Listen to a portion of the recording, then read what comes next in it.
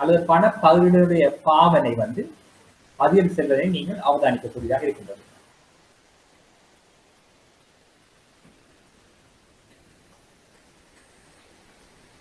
ஆகவே நான் கதைக்கிறது விளங்குதா வடிவா ஜெயராஜ்? நான் கதைக்கிறது உங்களுக்கு விளங்குதா? தெளிவா விளங்குதா?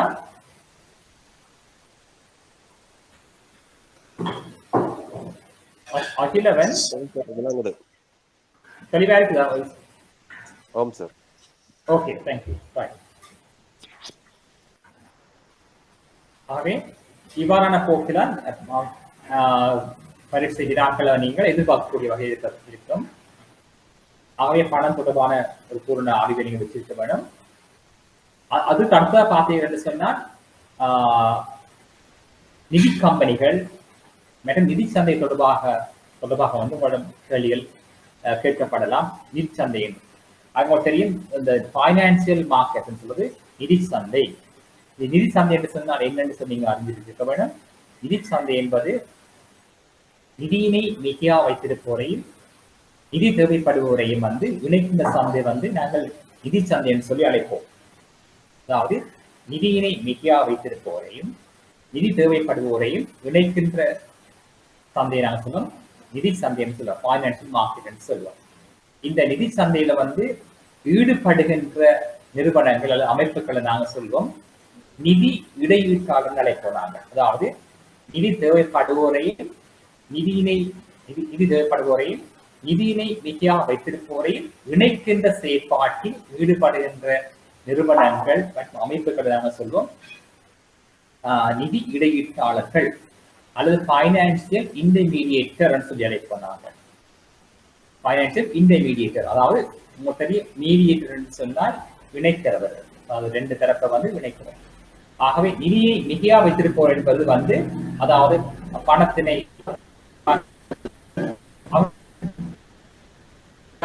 யாருக்காவது வழங்குவதற்கு தயாராக இருப்பார்கள். அதாவது வங்கிகள்ல வந்து வைப்பு செய்வார், தங்களுடைய பணத்தை வந்து வங்கியில வைப்பு செய்வார்கள்.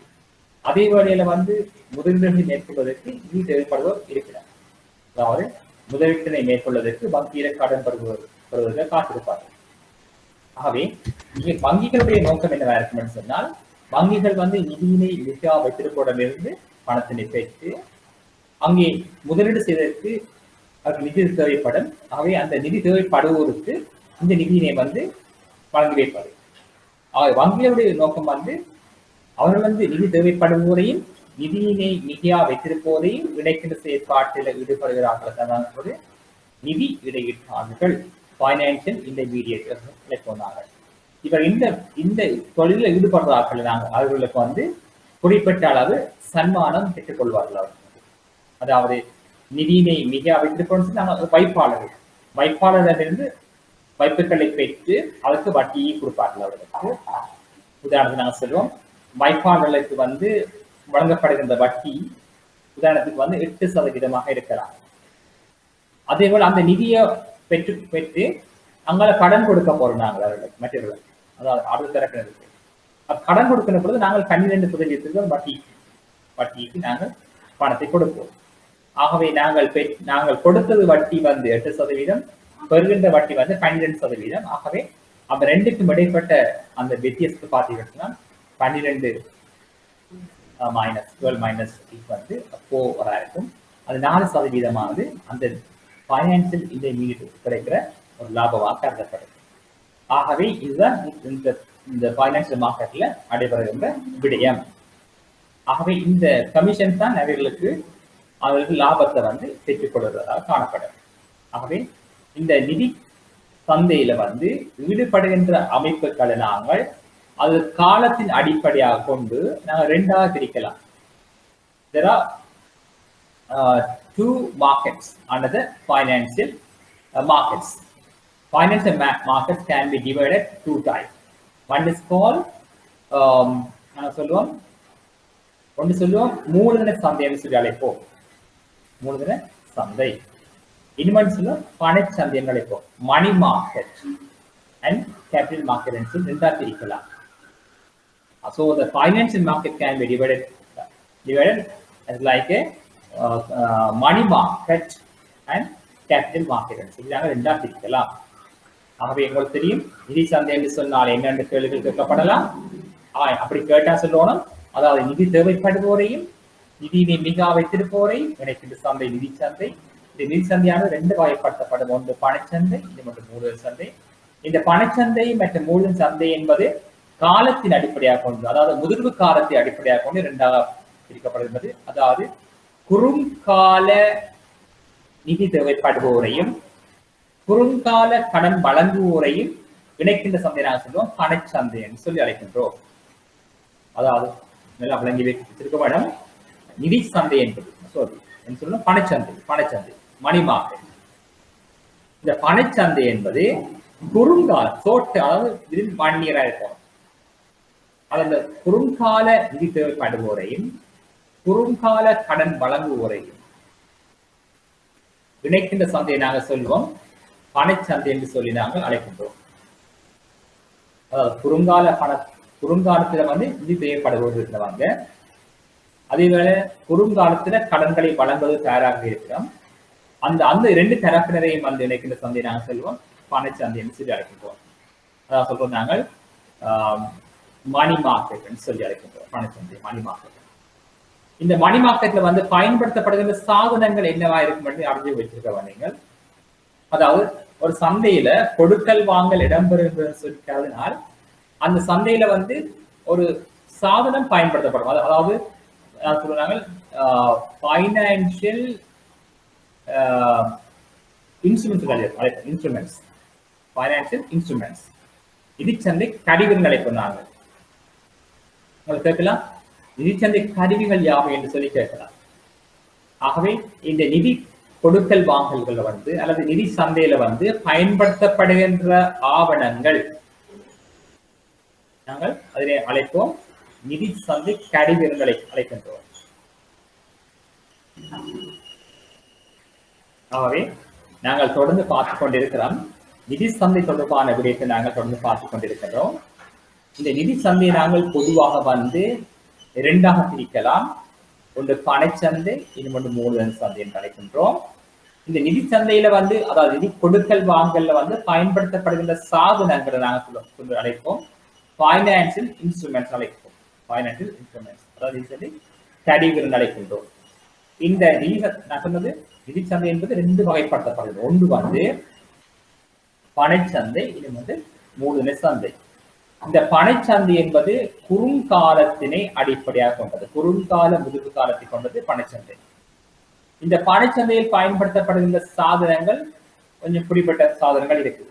அதே போல மூலதன சந்தையில பயன்படுத்தப்படுகிற சாதனங்களை நாங்கள் சொல்றது வந்து அது நீண்ட கால முதிர்வு காலத்தை கொண்டிருக்கும். ஆகவே இந்த பணச்சந்தையில் பயன்படுத்தப்படுகின்ற சாதனங்கள் உதாரணமாக நான் சொல்லுவேன் திரைசேரி ஒன்றியல், ட்ரெஷரி பில்லுன்னு சொல்லுவோம் நாங்கள் திரைசேரி ஒன்றியல். மற்றும் பங்கு பத்திரங்கள், அதாவது பணச்சந்தையில் பயன்படுத்தப்படுகின்ற சாதனங்கள் பைனான்சியல் இன்ஸ்ட்ருமெண்ட்ஸ். அப்ப இது வந்து பயன்படுத்தப்படுவது என்ன உதாரணம் சொல்லணும்னு சொன்னா நாங்கள் திரைசேரி உண்டியில பார்த்தீங்கன்னு டிவியில பார்த்தீங்கன்னு சொன்னால் திரைசேரி உண்டியில வந்து குறுங்கால முதிர்வு காலத்தை கொண்டிருக்கும். அதாவது 3 மாதங்கள், 6 மாதங்கள், 9 மாதங்கள், 12 மாதங்கள். ஆகவே குறுங்கால முதிர்வு காலத்தை கொண்ட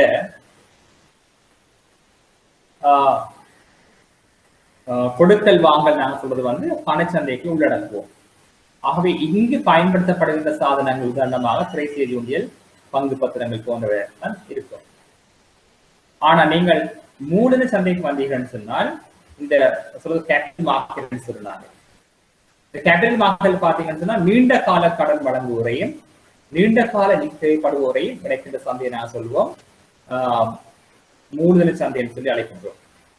இந்த மூலதன சந்தையில வந்து பயன்படுத்தப்படுகின்ற சாதனங்கள் கொஞ்சம் இருக்கு. அது என்னென்ன இருக்குன்னு சொன்னால் அது வந்து திரைசேரி மூடிகிறன்னு சொல்லி அழைப்பீர்கள். அதாவது ட்ரெஷரி பாண்ட் சொல்லுவாங்க.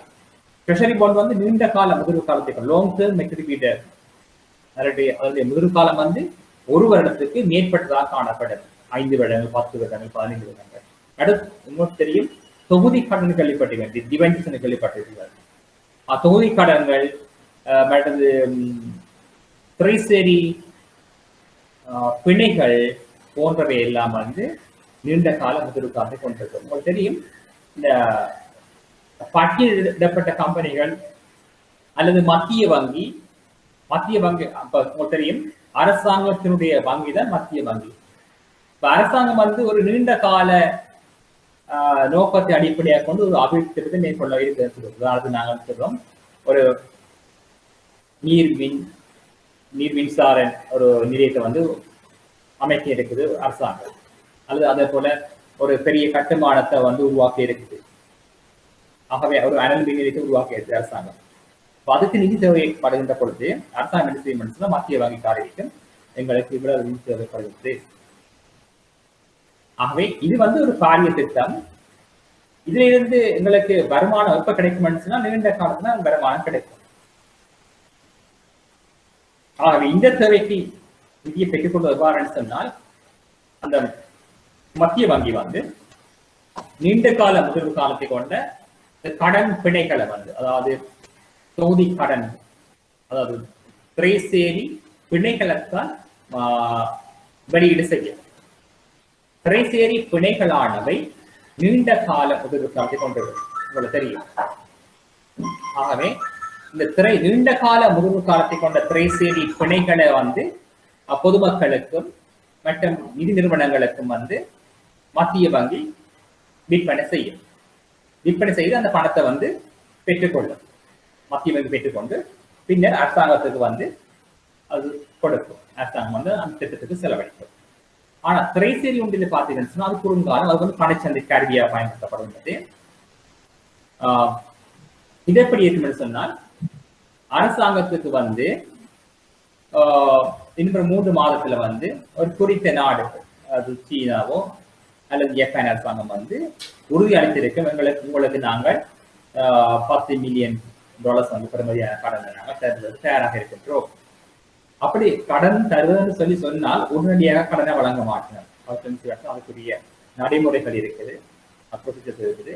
அதெல்லாம் பின்பற்றி வருகின்ற பொழுது ஒரு 2 மாதம் 3 மாதம் ஆகலாம். ஆகவே அரசாங்கம், இலங்கை அரசாங்கம் சொல்லும், எங்களுக்கு வந்து இந்த 3 மாதத்தில் இந்த கடன் கிடைக்கும்.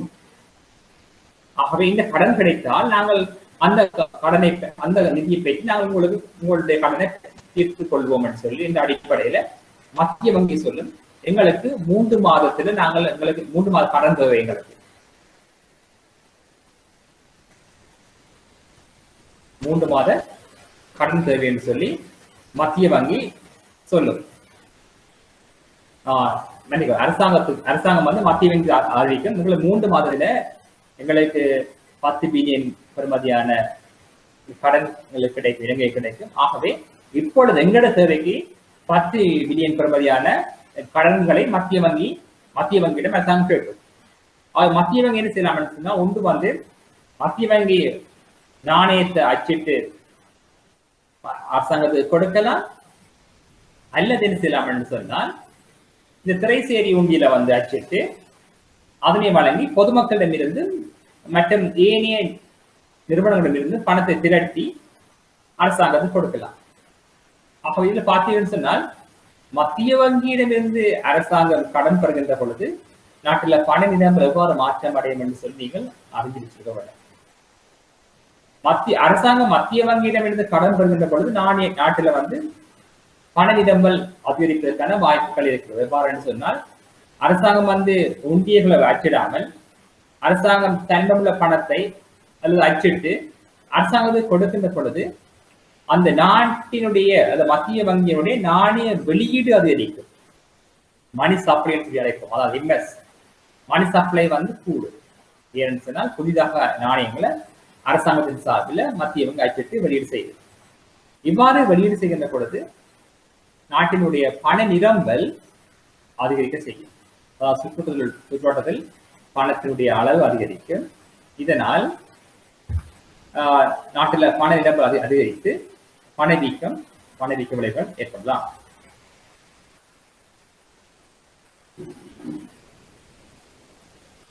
ஆகவே அதே போல மூலதன சந்தை பார்த்தீங்கன்னு சொன்னால், மூலதன சந்தையானது நீண்ட கால முதிர்வு காலத்தை கொண்டிருக்கும். ஆகவே மத்திய வங்கி என்ன செய்யும் அரசாங்கத்திற்கு நீண்ட கால நிதி தேவைப்படும் சந்தர்ப்பத்தில் இந்த திரைசேரி பிணைகள் மற்றும் தொகுதி கடன் பத்திரங்களை பொதுமக்களுக்கு வழங்கி நிதியினை பெற்று அரசாங்கத்துக்கு வெற்றி வழங்கும்.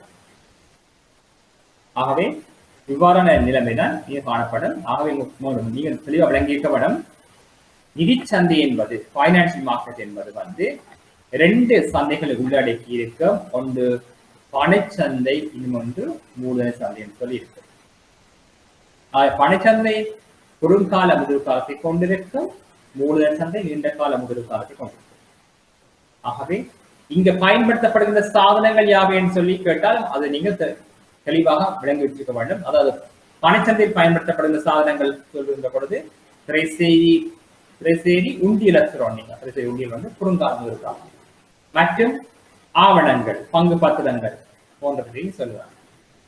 ஆனா மூலதன சந்தை பயன்படுத்தப்படும் சாதனங்கள் சொன்னா திரைசேரி முறிகள் மற்றும் பிணைகள் போன்றவற்றை சொல்லுவாங்க. பிணைகள் பாண்ட் சொல்லுவோம். அடுத்த தொகுதி கடன் பத்திரங்கள் சொல்லலாம், டிவைஸ் சொல்லி அழைக்கலாம்.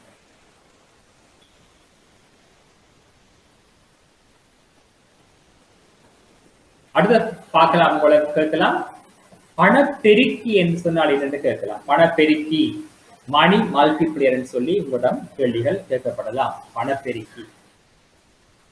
ஆகவே பணப்பெருக்கி என்பது வந்து பிள்ளைகள் மணி மல்டிப்ளியர் சொல்லுவோம். கே என்று அழைப்போம் பிள்ளை, நாங்கள் கே என்று சொல்லி அழைப்போம். கே அதன் சமன்பாட்டை பார்த்தீங்கன்னா கே சமன் 1/r என்று சொல்லி அழைப்பீர்கள். ஆர் என்பது வந்து அந்த காசொடுக்கு வீதம். ஆர் என்பது கேஷ் ரிசர்வ் ரேஷியோ 20%, 5% சொல்லி இந்த பணத்தை அந்த இருக்கும் காசொடுக்கு வீதம் இருக்கு. காசொடுக்கு வீதம் பணப்பெருக்கி கே என்பது பணப்பெருக்கி. அதாவது நீங்கள் பணப்பெருக்கி என்பது நீங்கள் 1 ரூபாய் நாணயத்தை நீங்கள் வைப்பு செய்கின்ற பொழுது, 1 ரூபாய் நாணயத்தை நாங்கள் வைப்பு செய்கின்ற பொழுது அந்த வைப்பு எத்தனை மடங்கால் அதிகரிக்க செய்கின்றது என்பதை தீர்மானிப்பது பணப்பெருக்கியா இருக்கு. அதாவது நீங்கள் 1 ரூபாய் நாணயத்தை நீங்கள் வைப்பு செய்கின்ற பொழுது, வங்கியில கொண்டு வைப்பு செய்கின்ற பொழுது இந்த வைப்பானது எத்தனை மடங்கால் அதிகரிக்கின்றது என்பதை வந்து அளவிடுவது வந்து பணப்பெருக்கியா இருக்கு. மணி மல்டிப்ளையர் பணப்பெருக்கி. உங்களுக்கு தெரியும் கடனாக்கம் அல்லது பணவாக்கம் என்று கேள்விப்பட்டிருக்கிறீர்கள். பணவாக்கம் அந்த கடனாக்கம், இந்த நடவடிக்கையை மேற்கொள்ள யாராக இருக்கும் என்று சொன்னால் வணிக வங்கிகளால் இவற்றை வந்து மேற்கொள்வார்கள். வணிக வங்கியுடைய பண்பு இருக்குது, வணிக வங்கிகள் வந்து கடனாக்கத்தை மேற்கொள்ளக்கூடியதாக காணப்படும்.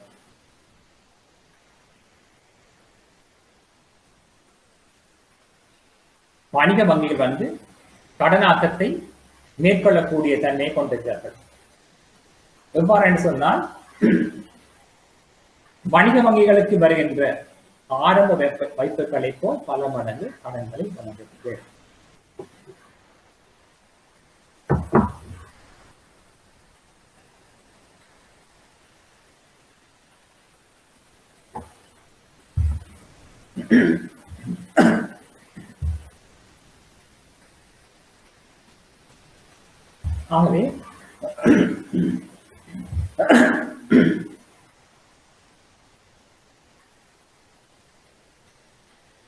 ஆகவே கடனாக்கம் என்று சொன்னால் தெரியவனம்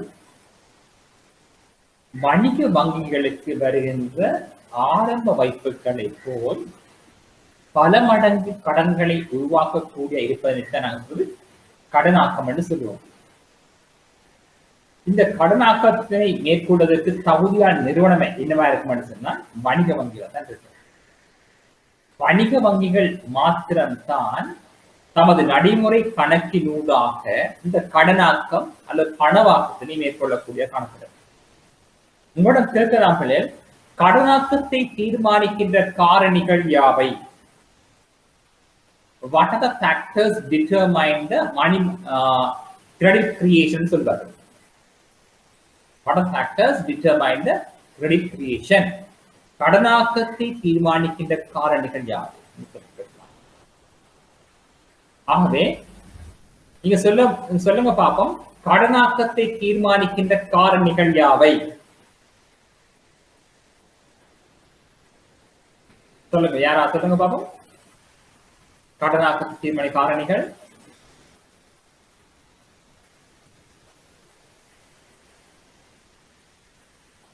என்ன காரணிகள் இந்த கடனாக்கத்தை தீர்மானிக்குது?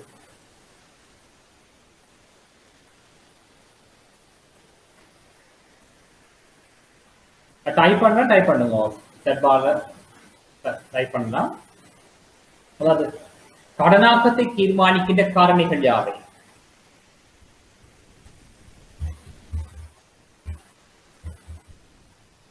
அல்ல இப்படியும் கேட்கலாம், கடனாக்கத்தை தீர்மானிக்கும் காரணிகள் யாவை என்று சொல்லி கேட்கலாம். அல்லது இப்படியும் கேட்கலாம், கடனாக்க பெருக்கியினை தீர்மானிக்கின்ற காரணிகள் யாவை என்று சொல்லி கேட்கலாம். கடனாக்கத்தை தீர்மானிக்கின்ற காரணிகளை குறிப்பிடுக, அல்லது பணப்பெருக்கியினை தீர்மானிக்கின்ற காரணிகள் யாவை என்று சொல்லியும் கேள்விகள் கேட்கப்படலாம். ஆகவே நீங்கள் படித்த விடயத்திலிருந்து சொல்லுங்கள் பார்க்கலாம், கடனாக்கத்தை தீர்மானிக்கும் காரணிகள். தெரியும் கடனாக்கம் தெரியும் உங்களுக்கு. கடனாக்கம் என்று சொன்னால் வணிக வங்கிகளுக்கு வருகின்ற ஆரம்ப வைப்புகளை போல் வணிக வங்கிகள் தமது கடன்களை உருவாக்கக்கூடிய இருப்பதைத்தான் நான் சொல்றது கடனாக்கம். அதாவது வணிக வங்கிக்கு வரக்கூடிய இருக்கிறத நான் சொல்றது கடனாக்கம் என்று சொல்லுவோம், கிரெடிட் கிரியேஷன் என்று சொல்லி அழைக்கின்றோம். இந்த கடனாக்கத்தை தீர்மானிக்கின்ற காரணிகள் யாவைன்னு சொல்லி உங்களோட கேள்விகள் கேட்கலாம். அல்லது இப்படி கேட்கலாம், பணப்பெருக்கியினை தீர்மானிக்கின்ற காரணிகள். பணப்பெருக்கி என்று சொன்னால் என்ன? பணப்பெருக்கியினை தீர்மானிக்கின்ற காரணிகள் யாவைன்னு சொல்லி கேட்கலாம்.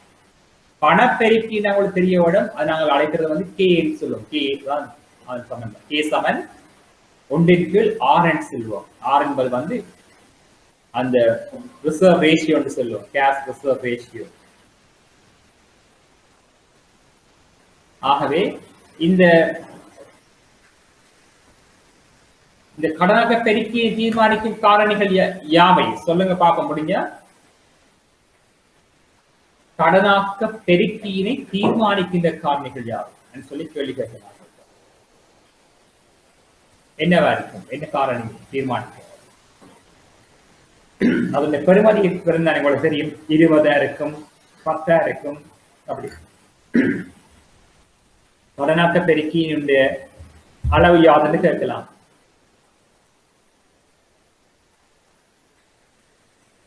உங்களுக்கு தெரியும், கே சமன் 1/R சொல்றோம். அப்ப 1/R என்பது வந்து கேஷ் ரிசர்வ் ரேஷியோ. ஆர் என்பது கேஷ் ரிசர்வ் ரேஷியோ. அப்ப இதுலயே பார்க்கலாம், சமன்பாட்டில பார்க்கலாம். கே வந்து எங்க தங்கி இருக்கும் சொன்னா அங்கால உள்ள சமன்பாட்டுக்கு அங்கால இருக்கும் 1/R. அப்போ 1 என்பது அப்படி 1 இருக்கும். ஆர் என்பது வந்து காசு ஒதுக்கி வீதம். ஆகவே இந்த கடனாக்க பெருக்கி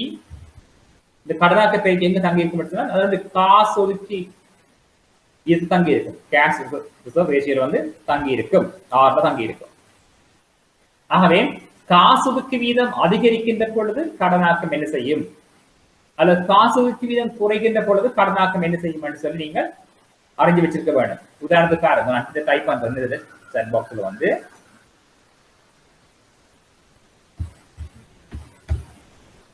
K சமன் K ஈக்குவல் 1/R சொல்லுங்க. இது வந்து கடனாக்க பெருக்கின்ற சமன்பாடு. இதுல பாருங்க, நான் செட் பார்ல போட்டிருக்கேன். இதுல வந்து கேஷ் ரிசர்வ் ரேஷியோ வந்து எக்ஸாம்பிள் கேஷ் ரிசர்வ் ரேஷியோ வந்து ஒரு 10% இருந்தேன்னு சொன்னார். 10% இருந்தால் 10% இருக்குது.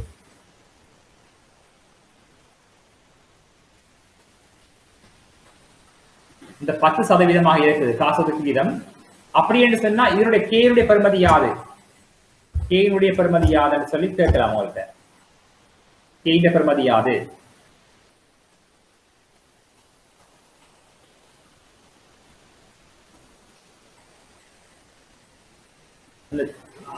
சாட் பாக்ஸ்ல பாருங்க. அதாவது இதுல பாத்தீங்கன்னு சொன்னா சாட் பாக்ஸ்ல பாருங்க, எழுதியிருக்கிறேன். கே சமம் ஒன்றுங்களார் இங்க வந்து காசோதுக்கு வீதம் 10% இருக்கு. காசோதுக்கு வீதம் 10% சொன்னா கேனுடைய பெறுமதி யாது?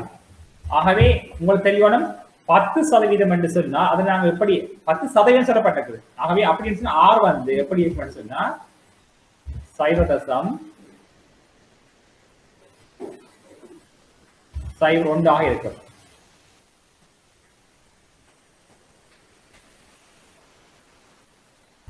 ஒன்றாக இருக்கும்.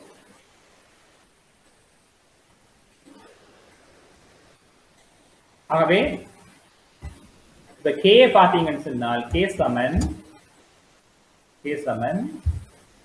1 கீழ் 0.01 10 சரி 10,000 சரி. ஆகவே உங்களை விட போட்டிருக்கீங்க 10% இருக்குது. 10% என்றால் கேனுடைய பெறுமதி 10 இருக்கின்றது. இப்ப பாருங்க காசோதுக்கு வீதம் 5 மாற்றம் அடையுது. காசோதுக்கு வீதம் வந்து 5% மாற்றம் அடையுது.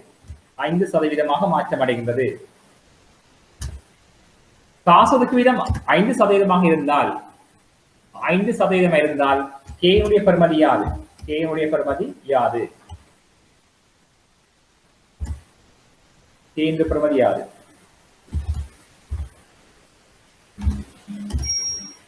20,000. இதுல பாருங்க காசோதுக்கு வீதம் குறைவடையும் சந்தர்ப்பத்தில் காசோதுக்கு வீதமானது குறைகின்ற பொழுது 10ல இருந்து 20 குறைகின்ற பொழுது 10%, சாரி மன்னிப்போம் 10%, 5 குறைகின்ற பொழுது அந்த மணி மல்டிப்ளையர் அந்த காசு கேனுடைய பெறுமதி பணப்பெருக்கின் பெறுமதி வந்து அதிகரிக்குது. அதாவது 10% இருக்கின்ற பொழுது கேனுடைய பெறுமதி 10 இருக்கின்றது. கேன் பெறுமதி 10. இங்க காசோதுக்கு வீதம் வந்து 5% வருகின்ற பொழுது காசோதுக்கு வீதம் வந்து 5% வருகின்ற பொழுது அந்த பெருக்கியுடைய பெறுமதி வந்து 20 மாற்றம் அடைகின்றது. அதாவது நீங்கள் 1 ரூபாயை நீங்கள் வைப்பு செய்கிறீர்கள் என்று சொன்னால் அது வந்து எவ்வளவு வைப்பு உருவாக்கும் என்று சொன்னால் 20 ரூபாயை வந்து உருவாக்கும். 20 மடங்கு அதிகரிக்கும். அதனுடைய வைப்பு வந்து 20 மடங்கு அதிகரிக்கும். அதே போல காசோதுக்கு வீதம் 10% இருந்தால் கேஷ் ரிசர்வ் ரேஷியோ வந்து 10% இருந்தால் நீங்கள் நாங்கள் 1 ரூபாயை போட்டோம் என்று சொன்னால் அது வந்து 10 ரூபாயாக மாற்றம் அடையும். ஆகவே இதை சொல்றோம் பணப்பெருக்கி. அதாவது நாங்கள் ஆரம்ப வைப்பானது எத்தனை மடங்கால் அதிகரிக்க செய்யும்? அதாவது ஆரம்ப வைப்பு எத்தனை மடங்கால் வந்து அதிகரிக்க செய்யும் என்பதுதான் சொல்றது வந்து பணப்பெருக்கி என்று அழைக்கின்றோம். ஆக உதாரணத்துக்கு நான் சொல்லுவேன், உதாரணத்துக்கு நாங்கள் 100 ரூபாயை நாங்கள் வைப்பு செய்யறோம். உதாரணம் சொல்லுவோம் டிமாண்ட் டிபாசிட்ஸ். அதாவது ஆரம்ப வைப்பு 100, cash reserve ratio 10, cash reserve ratio 10 சொல்லி அழைப்போம். இதை நாங்கள் ஆரம்ப வைப்பை நாங்கள் 100 மில்லியன் சொல்லுவோம். 100 மில்லியன். கேஷ் ரிசர்வ் ரேஷியோ வந்து 10% சொல்லி அழைக்கின்றோம். 10% அழைக்கின்றோம். இப்படி இருக்கின்ற பொழுது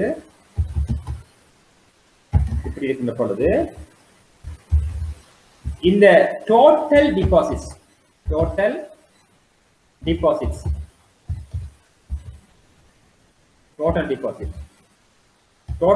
எவ்வளவுன்னு பார்ப்போம். நீங்கள் டோட்டல் டிபாசிட் எவ்வளவு? அதே போல டோட்டல் ரிசர்வ் யாது? டோட்டல் ரிசர்வ் பெறுமதி யாது?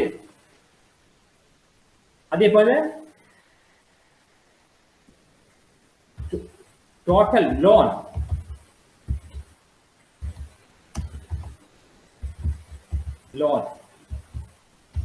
கண்டுபிடிக்கணும் நீங்கள்.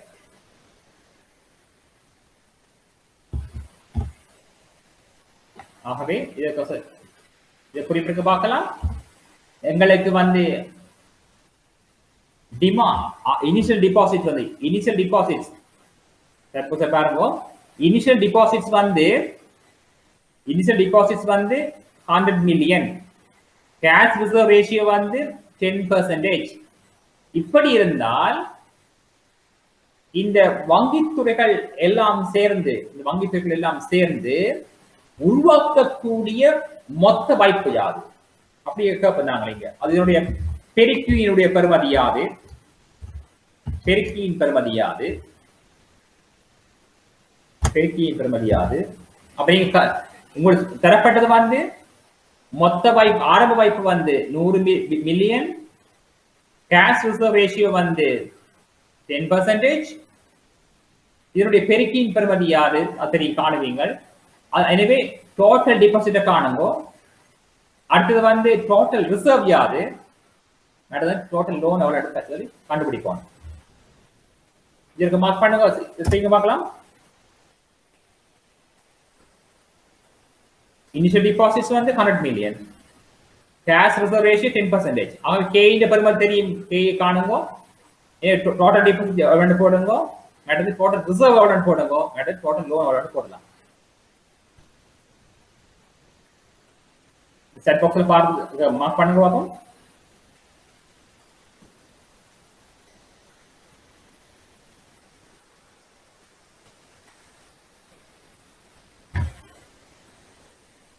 செட் பாக்ஸ்ல பாருங்க, நான் போட்டுக்கிறேன். இனிஷியல் டிபாசிட்ஸ் வந்து 100 million, cash reserve ratio 10%. Total deposit யாது? டோட்டல் ரிசர்வ், டோட்டல் லோனை நீங்கள் கண்டுபிடிக்க வேண்டும்.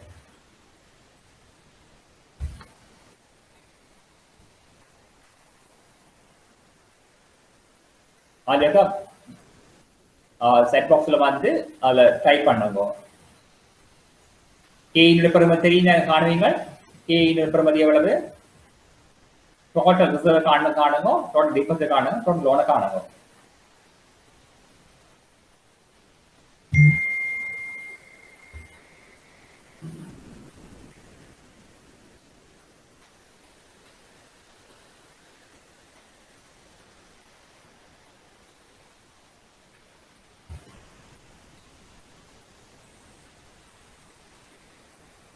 டைப் பண்ணுங்க. அதுல வந்து செட் பாக்ஸ்ல வந்து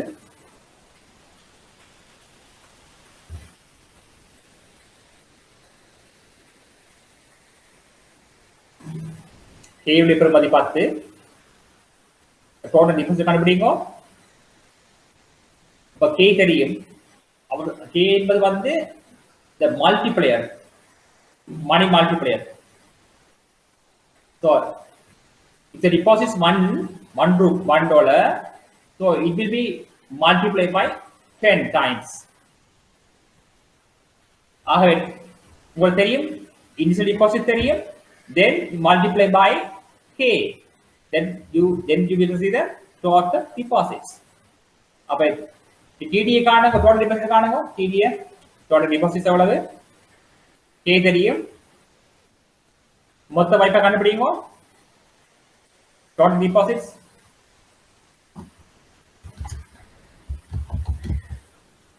total deposits 10 into 10, 110,000 million, right?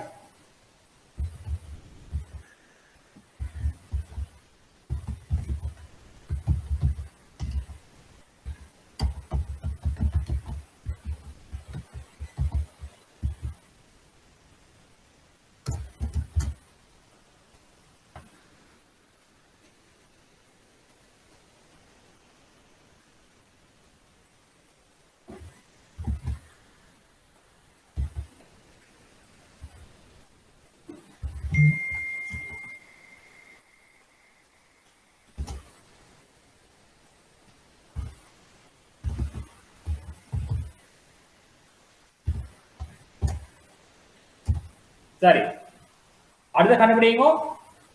Total reserve கண்டுபிடிங்க. டோட்டல் ரிசர்வ் கண்டுபிடிங்க.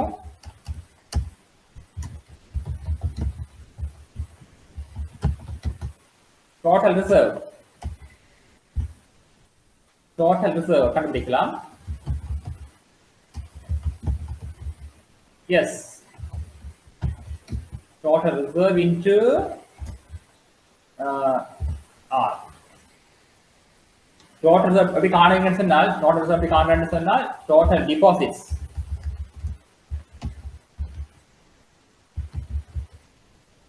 Total deposits.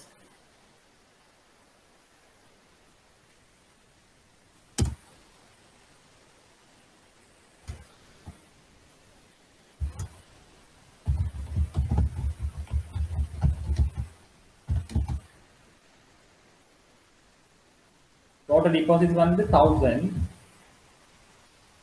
அதுக்கு 10% பார்க்கணும். 10%.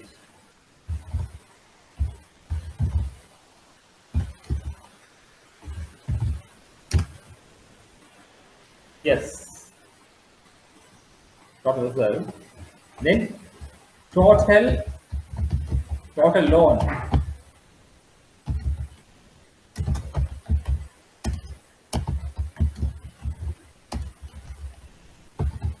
Total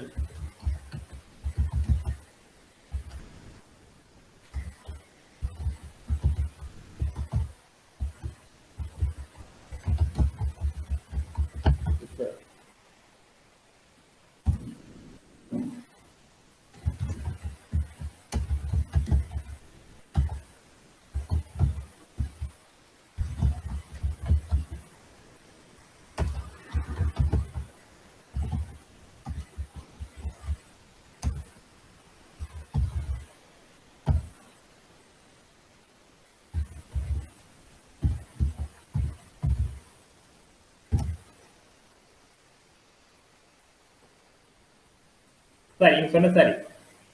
டோட்டல் லோன் வந்து 900 மில்லியன். பாருங்க, உண்மையா இதுல வந்தது வந்து ஆரம்ப வாய்ப்பு வந்து 100 M வந்துச்சு.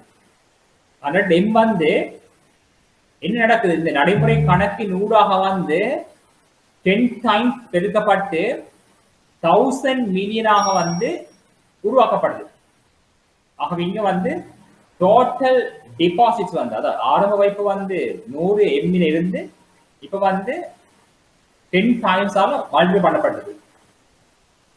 பண்ணபடியாக வந்து இப்ப என்ன நடக்குது, 1000 M கூடுது டோட்டல் டிபாசிட்ஸ் வந்து. டோட்டல் டிபாசிட் 1000 M சொன்னா அதுக்கு வந்து ரிசர்வ் வந்து 100,000 போனோம். Total deposits minus total reserve equal 900 million. It's called total loan. இதான் சொல்றது இந்த கிரெடிட் கிரியேஷன் இருக்கும். கிரெடிட் கிரியேஷன் வங்கிக்கு வந்து ஆரம்ப வைப்பை போல், வங்கி வந்து வைப்பு விடவு 100, ஆனா வங்கி வழங்கிய கடன்களின் அளவு வந்து 900. ஆகவே வங்கிக்கு வந்த வைப்பை போ வங்கி பல மடங்கு கடன்களை உருவாக்கக்கூடிய இருப்பதை நாங்கள் அழைக்கிறது வந்து கிரெடிட் கிரியேஷன் அழைப்போம். கிரெடிட் கிரியேஷன் இது வந்து வணிக வங்கிக்குரிய சிறப்பான பண்பு. இப்ப கேட்பார்கள், the central bank has reduced the cash reserve ratio up to 5%. இப்ப வங்கி சொல்லுது, வங்கி மத்திய வங்கி சிபிஎஸ்எல்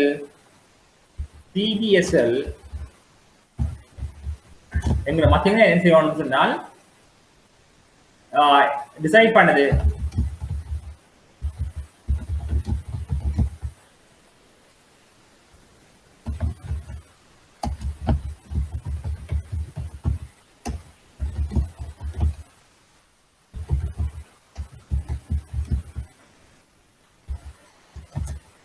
இப்ப என்ன செய்யணும்னு சொன்னால்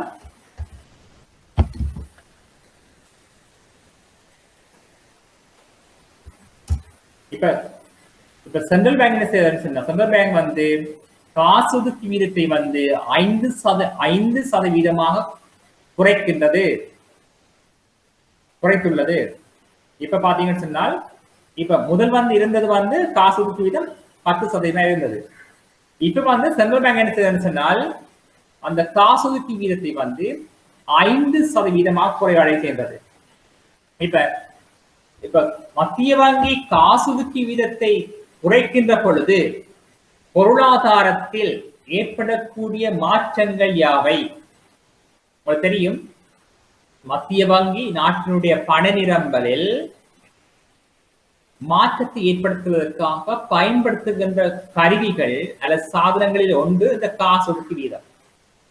இந்த காசு ஒதுக்கீடு வீதத்தை வந்து மத்திய வங்கி 10%இலிருந்து 5% குறைக்கின்ற பொழுது பொருளாதாரத்தில் ஏற்படும் மாற்றமே யாது என்று கேட்க முதலாவது கேட்கிற கேள்வி வந்து சொல்வார்கள், இந்த பொருளாதாரத்தில்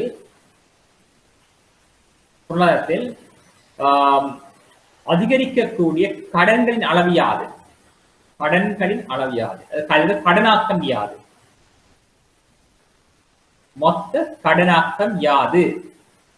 நீங்க கண்டுபிடிக்கணும். டோட்டல் லோன்ஸ் யாது அல்லது total credit creation, total credit.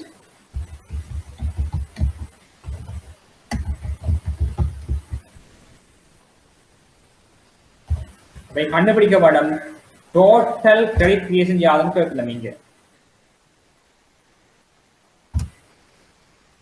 Total credit creation யாதுன்னு கேட்கலாம். கண்டுபிடிங்க பார்ப்போம்.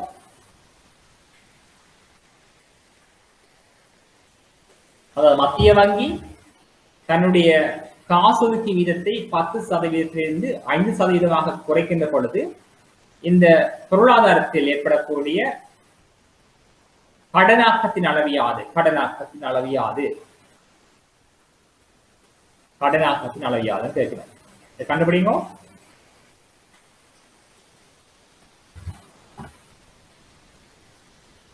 கடனாக்கத்தின் அளவு யாது?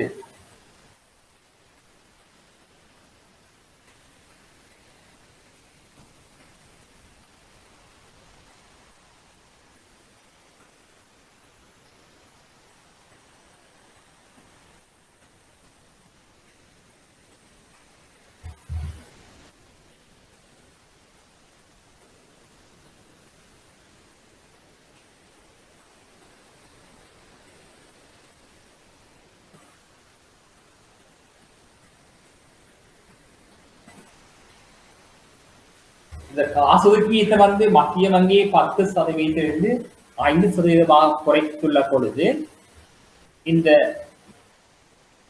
சந்தையில அல்லது பொருளாதாரத்தில் ஏற்படக்கூடிய மாற்றங்கள் ஒன்று இந்த கிரெடிட் கிரியேஷன் ஏற்படும்.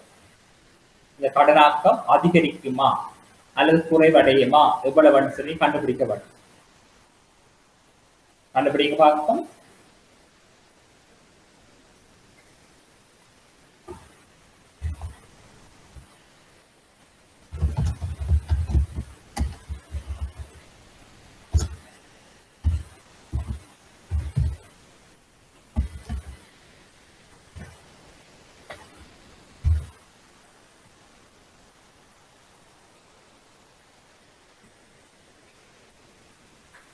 ஓகே, கண்டுபிடிங்க.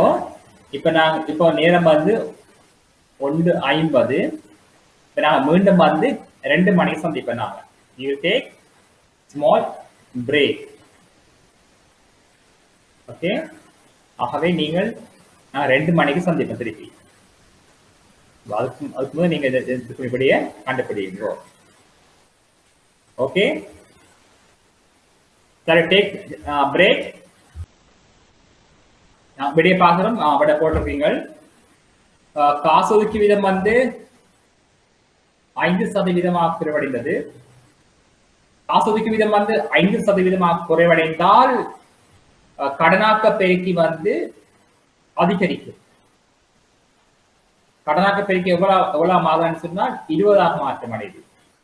அது காசு ஒதுக்கீடு வீதம் வந்து குறைகின்ற பொழுது கேஷ் ரிசர்வ் ரேஷியோ வந்து குறைகிறாங்க. கேஷ் ரிசர்வ் ரேஷியோ குறைகின்ற பொழுது கடனாக்கம் அதிகரிக்கின்றது, பணவாக்கம் அதிகரிக்கின்றது, கடனாக்க பெருக்கி அதிகரிக்கிறது. ஏன் எவ்வாறு அதிகரிக்கும் சொன்னால் இந்த கேஷ் ரிசர்வ் ரேஷியோ குறைகின்றது என்றால் அதனுடைய கருத்து அந்த வங்கிகள் தமது கைகளில் வைத்திருக்க வேண்டிய காசின் அளவு குறையும். அவ்வாறு வங்கிகள் கையில வைத்திருக்க வேண்டிய காசின் அளவு குறைகின்ற பொழுது இந்த வங்கிகள் கடன் வழங்கக்கூடிய கடன்களின் அளவு அதிகரிக்கின்றது. அதாவது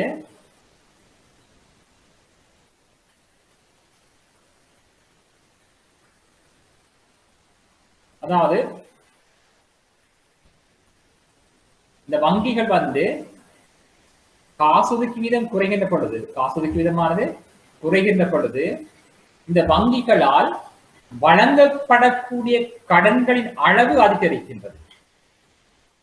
எனவே கடனாக்கம் அதிகரிக்கின்றது, பணவாக்கம் அதிகரிக்கின்றது. எனவே நாட்டில் பணமிதங்கள் அதிகரிக்கின்றது. சொன்னால் இந்த கடனாக்கம் எங்க தங்கி இருக்கும்னு சொன்னா, கடனாக்கம் எங்க தங்கி இருக்கும் என்று சொன்னால் காசொதுக்கு இது தங்கி இருக்கு. வங்கி நாட்டில பண நிரம்பல அதிகரிக்க வேண்டும் என்று தீர்மானித்தால் வங்கி தனது காசொதுக்கி வீதத்தினை, மத்திய வங்கி தனது காசொதுக்கி வீதத்தினை குறைக்க சொல்லும், குறைவடை செய்யும். காசொதுக்கி வீதம் குறைந்தால் வணிக வங்கிகள் வைத்திருக்க வேண்டிய பணத்தினுடைய அளவு குறையும். வணிக வங்கி தமது கைகளில் வைத்திருக்க வேண்டிய பணத்தின் அளவு குறையும். அதாவது வாடிக்கையாளர் கேட்டவுடன் திருப்பி செலுத்துவதற்காக வைத்திருக்க வேண்டிய பணத்தினுடைய அளவுதான் காசொதுக்கி வீதம், காசொதுக்கம். இவற்றினுடைய அளவு குறைந்தால் வணிக வங்கிகள் வழங்கப்படக்கூடிய கடன் வழங்குகின்ற ஆற்றல் அதிகரிக்கும். உங்களுக்கு தெரியும், 100 மில்லியன் வாய்ப்பு வந்தது உங்களுக்கு ஆரம்பத்தில். ஒதுக்கு வீதம் 5% என்று சொன்னால் 5% மட்டும்தான் விட்டிருக்க வேண்டும். 10% என்று சொன்னால் 10 வச்சிருக்க வேண்டும், 10 எம் வச்சிருக்கணும். 5% என்று சொன்னால் இப்ப 5 எம் தான் வச்சிருக்க வேண்டும். காசொதுக்கு வீதம் 10% இருக்கின்ற பொழுது கடன் வழங்கக்கூடிய ஆற்றல் 90 இருக்கும். காசொதுக்கு வீதம் 5% இருக்கின்ற பொழுது வங்கியினுடைய கடன் வழங்குகின்ற ஆற்றல் 95 இருக்கு. ஆரம்ப வைப்பு 100, காசொதுக்கம் 5, ஆகவே கடனுடைய அளவு 95 இருக்கு. ஆகவே காசொதுக்கு வீதம் குறைகின்ற பொழுது கடனாக்கம் அதிகரிக்கும், பணவாக்கம் அதிகரிக்கும் சொல்லுவோம். ஆகவே இங்க இதன்படி காசொதுக்கு வீதம் 5% இருக்கின்ற பொழுது இங்கே மொத்த வாய்ப்புகள், இந்த மொத்த வாய்ப்புகள் எவ்வளவு மாற்றம் அடையுதுன்னா 2000 ரூபாய் மாற்றம் அடையுது. 2000 மில்லியன் மாற்றம். அதாவது ஆரம்ப வாய்ப்பு 100, பெருக்கியுடைய பெறுமதி 20, ஆகவே 2000 ரூபாய் மாற்றம் அடையுது மொத்த வாய்ப்பு. எனவே மொத்த வாய்ப்பு 2000 என்று சொன்னால் மொத்த ஒதுக்கம் யாதென்று கண்டுபிடிக்கும். மொத்த ஒதுக்கம் ஆகவே 2000க்கு 5%, 2000க்கு 5% எவ்வளவு சொன்னால் 100 இருக்கும். 2000 into 5%.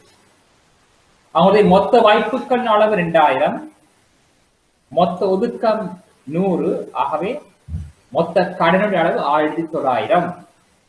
பாருங்க, இப்ப மொத்த கடன் அளவு அதிகரிச்சு, காசொதுக்கு வீதம் குறைந்தால் மொத்த கடன் அளவு அதிகரிக்கும். எனவே நாட்டில் பண நிரம்பல் அதிகரிக்கும்.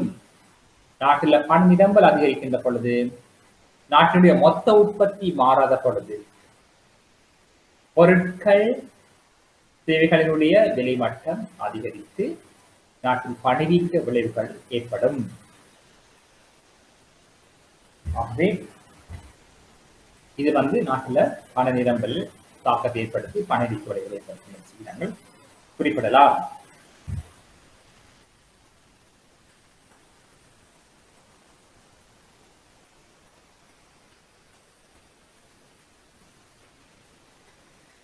ஆகவே இப்படி கேள்விகள் உங்களிடம் கேட்கப்படலாம்.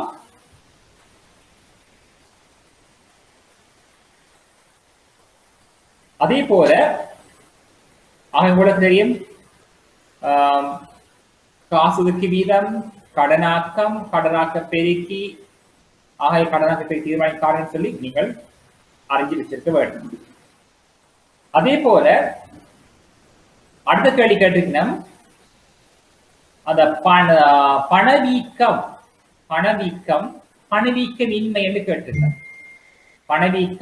பணவீக்கமின்மை என்பது தொடர்பாக விளக்க சொல்லி உங்களோட கேள்விகள் கேட்டிருக்கேன். பணவீக்கம் என்று சொன்னால் என்ன, இன்ஃபிளேஷன் என்று சொன்னால் என்ன பாருங்க. இன்ஃபிளேஷனரி என்று கேட்டிருக்கேன். அப்படின்னா பணவீக்கம் டி இன்ஃபிளேஷன் கேட்டிருக்கேன். பணவீக்கமின்மை அல்லது பணச்சுருக்கம் என்று கேட்டிருக்கேன். சுருக்கம் சொன்னாங்க. உங்களுக்கு தெரியும் எக்கனாமிக் குரோத் என்று கேள்விப்பட்டிருப்பீங்க. எக்கனாமிக் குரோத் பொருளாதார வளர்ச்சி. எக்கனாமிக் கன்ட்ராக்ஷன் என்று சொன்னா அந்த பொருளாதார வீழ்ச்சி மாதிரி இருக்கும். அது வந்து பொருளாதார வளர்ச்சியின்மை. அதே போல பொருளாதார மந்த நிலைமைன்னு சொல்லுவாங்க. பொருளாதார மந்த நிலைமை என்று எக்கனாமிக் ரிசெஷன் சொல்றாங்க. ரிசெஷன் சொன்னா மந்த நிலைமை. ஆகவே இது கேட்டகள் உங்களுக்கு பணத்திற்கான கேள்வி. இந்த கேள்வியை பாருங்க, கடைசியை பார்த்த கேள்வி. எம்பி என்பது உங்களுக்கு தெரியும் பணத்துக்கான கேள்வி. எம்எஸ் என்பது பணத்துக்கான நிரம்பல். பணத்துக்கான கேள்வியும் பணத்துக்கான நிரம்பலும் சமனடைகின்ற பொழுது சமநிலை தோன்றணும் தெரியும் உங்களுக்கு. பணத்துக்கான கேள்வி பெரிதாகவும் பணத்துடைய நிரம்பல் சிறிதாகவும் இருக்கின்ற பொழுது இது நடக்கும் என்று சொல்லி அறிஞ்சிருக்க வேண்டும். பணத்துக்கான கேள்வி பணத்துக்கான நிரம்பல் அதிகரிக்கின்ற பொழுது என்ன நடக்கும் என்று சொல்லி அறிஞ்சிருக்க வேண்டும். ஆகவே இங்க பாத்தீங்கன்னு சொன்னா பணத்துக்கான கேள்வியும் நிரம்பல் சமனாக இருக்கின்ற பொழுது சமநிலை ஏற்படும். இங்க வந்து பாத்தீங்கன்னு சொன்னால் பணத்துக்கான கேள்வி பணத்துக்கான நிரம்பல், இங்க பணத்தினுடைய நிரம்பல் அதிகரிக்கின்ற பொழுது அப்படி சொன்னால் money supply is greater than the money demand. பணத்துக்கான கேள்வியை விட பணத்தினுடைய நிரம்பல் அதிகரிக்கின்ற பொழுது, பணத்துக்கான கேள்வியினை விட பணத்துக்கான நிரம்பல் அதிகரிக்கின்ற பொழுது பணத்தினுடைய நிரம்பல் மணி சப்ளை கூடுது. மணி சப்ளை அதிகரித்தால் நாட்டில் என்ன நடக்கும் என்று சொன்னால் பணவீக்க நிலைமை ஏற்படலாம். பணவீக்க நிலைமை ஏற்படும். நாட்டில பண நிரம்பல் அதிகரித்தால் அதனுடைய கருத்து என்னவா இருக்கும் என்று சொன்னால் பொருளாதாரத்தில் சுற்றோட்டத்தில் பணத்தினுடைய அளவு அதிகமாக காணப்படும். சுற்றோட்டத்தில் பணத்தினுடைய அளவு அதிகமாக காணப்படுகின்ற பொழுது பொதுமக்களின் கையிலுடைய பணத்தினுடைய அளவு அதிகரிக்கும். பொதுமக்களின் கைகளில் உள்ள பணத்தினுடைய அளவு அதிகரிப்பதனால் பொதுமக்களின் கையில் உள்ள பணத்தினுடைய அளவு அதிகரிப்பதனால் பொதுமக்கள் பொருட்கள் மற்றும் சேவைகளுக்கான கேள்வியில் ஒரு அதிகரிப்பை ஏற்படுத்துவார்கள். இவ்வாறு கேள்வி அதிகரிப்பதன் ஊடாக நாட்டில பணவீக்க விளைவுகள் ஏற்படும் நீங்கள் அறிந்து வைத்துக்கணும். அவை கேட்பார்கள் கேள்வி பணவீக்க பாருங்க, இதற்கு பாருங்க பணவீக்க நிலைமை என்றால் என்ன?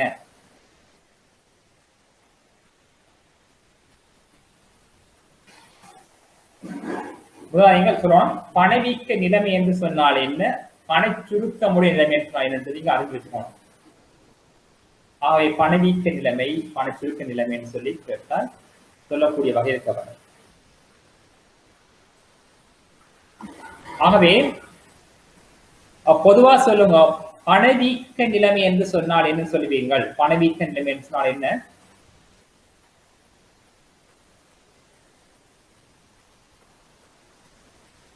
யாரா சொல்லுங்க பாப்போம். பணவீக்க நிலைமை என்றால் என்ன சொல்லுவீங்கள்?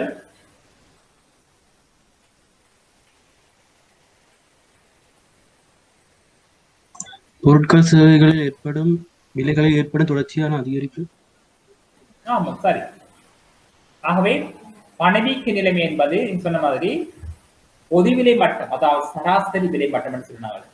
General price, average general price. நாங்க சொல்லுவோம் ஒரு 10 பொருள் எடுத்தோம் என்று சொன்னால் 10 பொருளை கூட்டுவோம், பொருளுடைய விலையை கூட்டுவோம். 10ஆல பிரியுமோ அதுதான் சராசரி விலை மட்டம். அவரேஜ் என்டர்பிரைஸ் சொல்லுவாங்க. Average enterprise. அப்ப எல்லா பொருட்களையும் கூட்டி அந்த பொருட்கள் எண்ணிக்கையால பிரிக்கணும். பிரிச்சதான் தெரியும் உங்களுக்கு அவரேஜ் சராசரி விலை மட்டம். சொன்ன மாதிரி பொருட்கள் சேவைகளின் சராசரி விலை மட்டமானது தொடர்ச்சியாக நீண்ட காலத்துல அதிகரித்து செல்லுமாயின் அதை நாங்க சொல்லுவோம் பணவீக்க நிலைமை என்று அழைப்போம். இந்த பணவீக்க நிலைமையின் பொழுது பொருட்கள் சேவைகளின் விலைமட்டமானது அதிகரித்து செல்லும். எனவே பணத்தினுடைய உட்பெறுமதியானது குறைவடையும் என்று சொல்லுவோம். பணத்தினுடைய கொள்வனவு சக்தி குறைவடையும். இதனால் மக்களது மெய் வருமானமும் குறைவடையும். இதனைத் தொடர்ந்து மக்களுடைய வாழ்க்கை தரமும் குறைவடையும். இதனைத் தொடர்ந்து அந்த நிலையான வருமானம் பெறும் பிரிவினர் அதிக அளவில் பாதிப்படைவார்கள். அதாவது நிலையான வருமானம் பெறுவோர் சொல்கின்ற பொழுது நாங்கள் ஓய்வூதியம் பெறுவோர், நிரந்தர வருமானம் இருக்கிறார்கள், அதே போல வங்கிகளில் இருந்து அல்ல வட்டி வருமானத்தை பெற்றுக் கொள்ளுகிறார்கள்.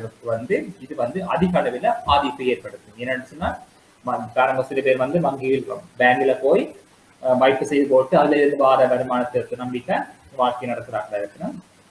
அவ்வாறு இருக்கின்ற பொழுது வங்கியினால் வழங்கப்படுகின்ற வட்டி வருமானம் மாற்றமடையாது. ஆனால் பொருட்களின் விலை அதிகமாக இருந்தால் அவர்கள் அதிக அளவில் பாதிப்படைவார்கள் என்று சொல்லப்படுகின்றது.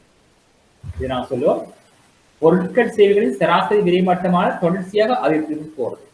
ஆனா பணவீக்கமின்மை டி இன்ஃபிளேஷன் சொல்லியிருக்காங்க. அப்படின்னு சொன்னா என்ன சொல்வீங்க? பணவீக்கமின்மை என்று சொன்னால் என்ன? பணவீக்கமின்மை என்று சொன்னா என்ன சொல்லுவீங்க? பணவீக்க நிலைமையானது பொதுவாக வர்த்தகத்துறை உள்ளவர்களுக்கு மிகவும் சார்பானதாக காணப்படும். வர்த்தகத்துறை உள்ளார்கள் சொன்னா வியாபாரிகளை பொறுத்தவரையில அவர்களுக்கு சார்பானதாக இருக்கும், சாதகமாக இருக்கு. ஏன்னா பொருட்களின் விலைமட்டம் அதிகரிக்கின்ற போது அந்த லாபங்கள் அதிகரிக்கும். இதனால் அவருடைய வருமானம் கூடும். எனவே உற்பத்தி துறையை மேலும் விரிவாக்கம் செய்ய முயற்சிப்பார்கள் என்று சொல்லலாம். உற்பத்தி துறையை பொறுத்த வரையில அவர்களை பாதிப்பை செய்யும். அந்த உள்ளீடுகளின் விலை அதிகரிக்க பார்க்கும், மற்றது ஏனைய உற்பத்தி காரணிகளின் விலை அதிகரிக்க பார்க்கும். இதனால பாதிப்படை செய்யும். பொதுவாக பணவீக்கம் பொருளாதாரத்தை பாதிப்படை செய்யும். பண சுருக்கம் சொன்னா டீஃப்ளேஷன் சொல்லப்பட்டது. டீஃப்ளேஷன் சொன்னால் அதாவது பண சுருக்கம் சொன்னால் பொருளாதாரத்துல விலைமட்டமானது அதிகரிக்காமல் விலைமட்டமானது குறைவடைந்த போக்கினை காட்டுமாய் அதனால பண சுருக்க நிலைமை என்று சொல்லுவாங்க. பண சுருக்கம் அதாவது சராசரி விலை மட்டமானது குறைவடைந்து செல்கின்ற போக்கினை கொண்டிருக்குமாய் என்ன சொல்லலாம்? பண சுருக்க நிலைமை என்று சொல்லி அழைக்கலாம். பண வீக்கமின்மை என்று சொன்னால் விலை மாறாமல் இருக்கிறது. நீங்கள் விளைப்பொள்ள மேடம் பணவீக்கமின்மை மற்றும் பண சுருக்கம் என்று சொல்வது. பணவீக்கமின்மை என்று சொன்னால் there is no inflation என்று சொல்லுவோம். price always stable. விலை மட்டம் உறுதியாக இருந்தால் அங்க பணவீக்கம் இருக்காது. உதாரணத்துக்கு நான் சொல்ல பானினுடைய விலை 40 ரூபாய்னு சொல்லி அப்படியே இருக்கும் என்று சொன்னால் அது பணவீக்கமின்மை. there is no inflation சொல்லுவாங்க. பட் டீஃப்ளேஷன் சொன்னால் அங்க விலை மட்டம் குறைவடைந்து போறது. உதாரணத்துக்கு பாத்தீங்கன்னு சொன்னா நீங்கள் எக்கனாமிக் குரோத் சொன்னா எக்கனாமிக் குரோத் சொன்னா பொருளாதாரம் வளர்ச்சி அடைந்து போறது. 2%, 3%, 4%, 5% இப்படி போறது எக்கனாமிக் குரோத் சொல்ல. Growth there is no growth சொன்னா அது 4% இருக்கும். அது எக்கனாமிக் 4லயே தொடர்ந்து இருக்குது. 2000ல 4, 2010ல 4, 20ல 4, 21லயே 4 சொன்னா there is no மாற்றம் இல்லை. Economic growth always stable. growth rate increase பண்ணிருந்தா 4ல இருந்து 5 பண்ணா growth rate இன்க்ரீஸ் பண்ணுது. இங்க பாத்தீங்கன்னா ஃபிளாட்டா 4லயே அப்படியே தொடர்ந்து இருக்கும். there is no சொல்லுவாங்க. அப்ப எக்கனாமிக் கன்ட்ராக்ஷன் சொன்னா சுருக்கம். 4ல இருந்து 3, 2 அப்படி கீழே வந்தன்னு சொன்னோம்னா சுருக்கம் கிடைக்கும். ஆகவே இப்படி கேள்விகள் நீங்க எதிர்பார்க்கக்கூடியதாக இருக்க வேணும்.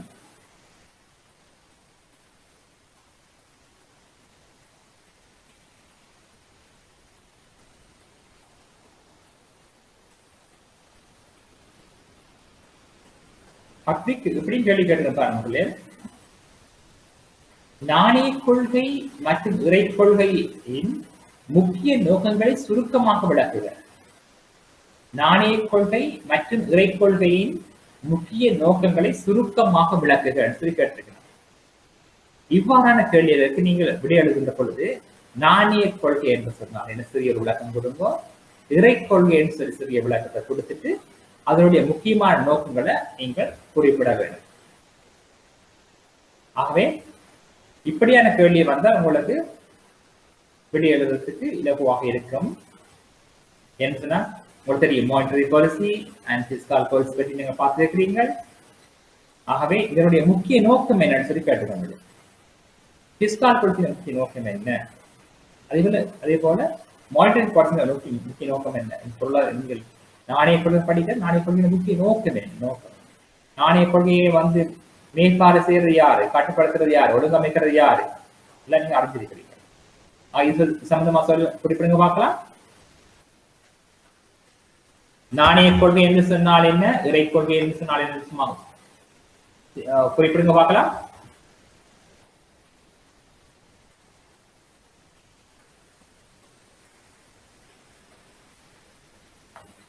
நாணய கொள்கை என்று சொன்னால் என்ன கொள்கை, அது நோக்கம் என்ன?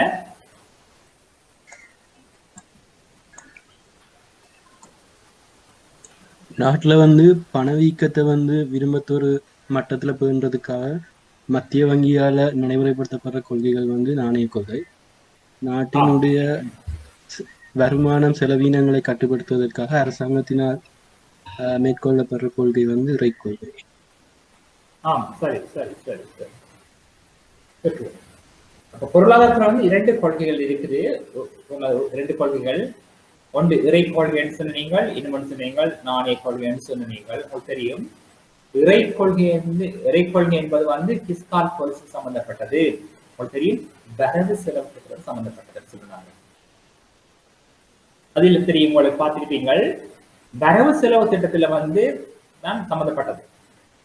அங்க வரவு செலவு திட்டம் எப்படி இருக்கணும்னு சொன்னா, எப்பொழுதும் வந்து இந்த பிஸ்கல் பாலிசியை வந்து எப்பொழுதும் வந்து அரசாங்கத்துடைய வருமானங்கள் மற்றும் செலவீனங்கள், அங்க வருமானம் ஒன்று இருக்கும், செலவீனம் ஒன்று இருக்கு.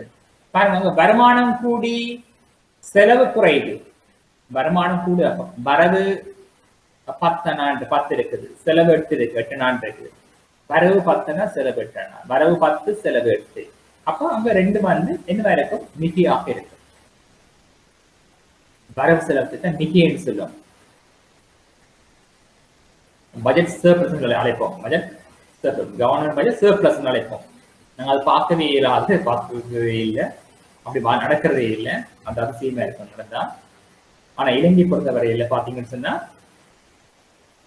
இலங்கை கவர்மெண்ட் பட்ஜெட் ஆல்வேஸ் டெபிசிட் தான் இருக்கும். டெபிசிட் அப்ப கவர்மெண்ட் பட்ஜெட் ஆல்வேஸ் டெபிசிட். அப்படி அதுக்கு கருத்து என்ன இருக்குன்னு சொன்னால், அரசாங்கத்துடைய வரவு 8, செலவு 10 இருக்கு. அரசாங்கத்துடைய வரவு 8 செலவு 10 அந்த மாதிரி, செலவு 10 வரவு 8. அப்ப ரெண்டு வந்து இங்க வந்து பற்றாக்குறையா இருக்கு. ஆகவே இங்க வந்து வரவு செலவு திட்டத்தினுடைய பற்றாக்குறை அல்லது முக்கிய வந்து முகாமை செய்யறதுக்கு தான் நோக்கமா இருக்கு. நீங்க தெரியும், வரவு செலவு பிஸ்கல் பாலிசி என்பது அரசாங்கத்தினுடைய வருமானங்கள் மற்றும் செலவினங்களுடன் தொடர்புடையதான் இந்த காணப்படுகிறது. இது வரவு செலவு திட்டம். இந்த இறை கொள்கை அரசாங்க இறை கொள்கை என்பது அரசாங்கத்தினுடைய வரவு செலவு திட்டத்துடன் தொடர்புடையது. இங்கு அரசாங்கத்தினுடைய வருமானங்கள் மற்றும் செலவினங்கள் தொடர்பாக இங்க கவனித்துக் கொள்ளப்படும். இந்த வரவு திட்டம் எப்பொழுதுமே வந்து சமநிலையாக இருக்க வேண்டும் என்பதுதான் நோக்கமா இருக்கும். வரவு செலவு திட்டம் வந்து இந்த இறை கொள்கை என்ன செய்கின்றது சொன்னால் முகாமித்துவம் செய்கின்றது. இங்க வந்து ஒரு சமநிலை ஏற்படுத்த வேண்டும் என்று சொல்லி அது வந்து முயற்சிக்கின்றது. வரவு செலவு பற்றாக்குறை ஏற்பட்டால், அதாவது டெபிசிட் ஏற்பட்டால், அதாவது வரவினை விட செலவு அதிகமாக காணப்பட்டால் பற்றாக்குறை ஏற்படும். இந்த பற்றாக்குறை ஏற்பட்டால் இந்த பற்றாக்குறைக்கு அரசாங்கம் என்ன சொல்லணும்னு சொன்னால் நிதியீட்டம் செய்ய வேணும், அதை ஃபைனான்ஸ் பண்ண வேணும். அதாவது வரவு 8 இருக்குது, செலவு 10 இருக்குது. வரவை விட செலவு 10, செலவு 10 வரவு 8. அப்ப ரெண்டு வந்து ஒரு கேப் வந்துட்டுது. இந்த பற்றாக்குறை பட்ஜெட் டெபிசிட் வந்து 2 டெபிசிட். அப்ப இது எக்ஸாம்பிள் நான் சொல்ல 8 பில்லியன் வந்து வரவு, 10 பில்லியன் என்பது செலவு. அப்ப 2 பில்லியன் வந்து பற்றாக்குறை. இந்த பற்றாக்குறை வந்தா இது போய் மத்திய இந்த அரசாங்கம் என்ன சொன்னால் போய் எல்லாத்தையும் கடன் கேட்டு இந்த 2 பில்லியனை வந்து இந்த 2 பில்லியனுக்கு வந்து அரசாங்கம் நிதியீட்டம் செய்ய வேணும். ஆகவே உங்களுக்கு கேட்கிற கேள்வி, பாதிட்டு பற்றாக்குறைக்கு அரசாங்க வரவு செலவு திட்டத்துக்கு நிதியீட்டம் செய்யக்கூடிய மூலாதாரங்கள் யாவை என்று கேட்கிறேன் உங்களுக்கு. இவ்வாறு நிதியீட்டம் செய்கின்ற பொழுது நாட்டின் பண நிரம்பலில் செல்வாக்கு செலுத்தும் காரணிகள் யாவை? இந்த இறை கொள்கையை வந்து எங்களோட நாட்டினுடைய பண நிரம்பலோடு சம்பந்தப்படுத்தணும். அதாவது அரசாங்கத்தினுடைய வரவு செலவு திட்ட பற்றாக்குறைக்கு நிதியீட்டம் செய்கின்ற பொழுது நாட்டின் பண நிரம்பலில் தாக்கத்தை ஏற்படுத்தக்கூடிய சந்தர்ப்பங்கள் யாவை என்று கேட்கிறோம். ஆகவே சொல்லுங்க பாப்போம், வரவு செலவு திட்ட பற்றாக்குறை என்று சொன்னால் என்ன? முதலாவது கேள்வி. வரவு செலவு திட்ட பற்றாக்குறைக்கு நிதியீட்டம் செய்கின்ற மூலாதாரங்கள் அவை. இரண்டாவது, வரவு செலவு திட்ட பற்றாக்குறைக்கு நிதியீட்டம் செய்கின்ற பொழுது நாட்டின் பண நிரம்பலில் தாக்கத்தை ஏற்படுத்தக்கூடிய காரணிகள் யாவை என்று சொல்லி மூன்றாவது கேள்வி கேட்கலாம். ஆகவே மூன்றுக்கும் விட சொல்லுங்க. வரவு செலவு திட்ட பற்றாக்குறை என்று சொன்னால் என்ன? இந்த பற்றாக்குறைக்கு நிதியீட்டம் செய்கின்ற மூலாதாரங்கள் யாவை? அதாவது எங்கெங்க கடன் எடுக்கலாம். ஆகவே இங்கெங்க கடன் எடுத்தால், இங்கெங்கே கடன் எடுத்தால் அந்த நாட்டின் பண நிரம்பலில் தாக்கத்தை ஏற்படுத்தும் அந்த காரணிகள் யாவைன்னு சொல்லுவாங்க. ஆகவே குறிப்பிடுங்கள். பாதிட்டு பற்றாக்குறை என்று சொன்னால் என்ன சொல்லுங்க?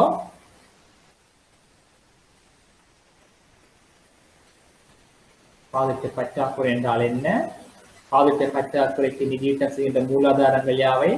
எந்தெந்த மூலாதாரங்களிலிருந்து நிதியீட்டம் செய்கின்ற பொழுது நாட்டின் பண நிரம்பலில் தாக்கத்தை ஏற்படுத்தும் சொல்லுங்க. பாதிட்டு பற்றாக்குறை என்பது அரசாங்கத்தினுடைய வரவை விட செலவினங்கள் அதிகமாக இருக்கின்ற தன்மை பாதிட்டு பற்றாக்குறையாகும். அந்த பற்றாக்குறையான தன்மையினை பேலன்ஸ் பண்றதுக்காக மத்திய வங்கியிடமிருந்து பெறுகின்ற போது மத்திய வங்கியானது புதிய நாணயங்களை அச்சிட்டு வெளியீடு செய்கின்றது. இவ்வாறு அச்சிட்டு வெளியீடு செய்கின்ற போது நாட்டில்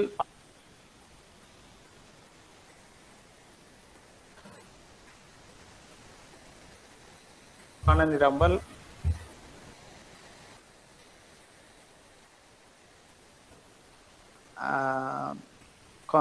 வர்த்தக ஈடுபடுகின்ற போது அங்கே பண நிரம்பல் ஏற்படுகிறது. நீங்கள் ஒன்று சொல்லியிருக்கீங்களா அப்படின்னா ஒரு, அதாவது நீங்கள் பணவீக்கத்தை ஏற்படுத்தக்கூடிய மத்திய வங்கி கடன்களும் வணிக வங்கி கடன்களும் சொல்லியிருக்கீங்க. வேற எங்க கடன் எடுக்கலாம்? மற்ற நிதி கம்பெனிகள், சேமிப்பு வங்கிகள், நிதி கம்பெனிகள் போன்றவற்றில் கடன் எடுக்கலாம். இது வந்து பண நிரம்பலில் பாதிப்பை ஏற்படுத்தாது, அதாவது பணவீக்கத்தில் பாதிப்பை ஏற்படுத்தாது. ஏனென்றால் இவை கடனாக்கத்தில் ஈடுபடுவதில்லை. ஏற்கனவே சேமிப்பு வழியில் காணப்படுகின்ற வாய்ப்பு கண்டபடியால வந்து இது பணவீக்க விளைவுகளை ஏற்படுத்த மாட்டாதான்னு சொல்லலாம். எஸ், அடுத்த கேள்விக்கு நீங்க சொன்ன சரி, சொன்ன சரி, குட். இப்ப கேட்கிறாங்க கேள்வி, நாணய கொள்கையுடைய நோக்கங்கள் யாவை? நாணய கொள்கை, நாணய கொள்கை என்று சொன்னால் என்ன? நாணய கொள்கையினை மேற்பார்வை செய்கிறது, நடைமுறைப்படுத்துகிற நிறுவனம் யாது? அதனுடைய நோக்கம் யாது? நாணய கொள்கை என்றால் என்ன? நாணய கொள்கையினை நடைமுறைப்படுத்துகின்ற மேற்பார்வை நிறுவனம் யாது? அதனுடைய நோக்கம் யாது கேட்கலாம். அதான் கேட்டுக்கங்க. நாணய கொள்கையின் நோக்கம் யாருன்னு கேட்டுக்க நீங்க கேள்வி. பணவீக்கத்தை கட்டுப்படுத்துவது நாணய கொள்கையின் நோக்கமாகும். இது வந்து நாணய சபையினால், மத்திய வங்கியின் நாணய சபையினால் ஒழுங்கமைக்கப்படும். அப்ப இந்த பிஸ்கால் பாலிசி நோக்கம் என்ன மாதிரி இருக்கும்? இறைக்கொள்கை நோக்கம் என்ன மாதிரி இருக்கும்? இறைக்கொள்கையின் நோக்கம் பாதிட்டு பற்றாக்குறை நிவர்த்தி செய்வது. ஆமாம் சொல்லலாம். பேரின பொருளாதாரத்தின் உறுதிப்பாட்டையும் சொல்ல முடியும் சொல்லதான் போகுது. இப்ப நாணய கொள்கை சரி, நாணய கொள்கை என்கிற மானிட்டரி பாலிசி நோக்கமே வந்து மானிட்டரி பாலிசி நோக்கம் வந்து இதுக்கு பொறுப்பா இருக்கிறது வந்து சென்ட்ரல் பேங்க் பொறுப்பா இருக்க போகுது.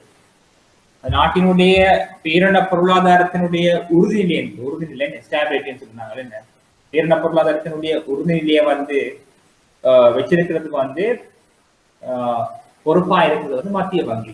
எங்களுடைய பேரின பொருளாதாரம் வந்து உறுதியற்ற நிலைக்கு போனால் அந்த பொருளாதாரம் வந்து வீழ்ச்சி அடைந்து போயிடுது. அதாவது நாட்டில பொதுவிலை மட்டம் உறுதியாக இருக்கும். பேரின பொருளாதார உறுதி நிலைமை. பேரின பொருளாதாரத்தின் உறுதி நிலை என்பது உள்நாட்டு வெளிநாட்டு விலை மட்டங்கள் உறுதியாக இருப்பதை நாங்கள் சொல்லுவோம்.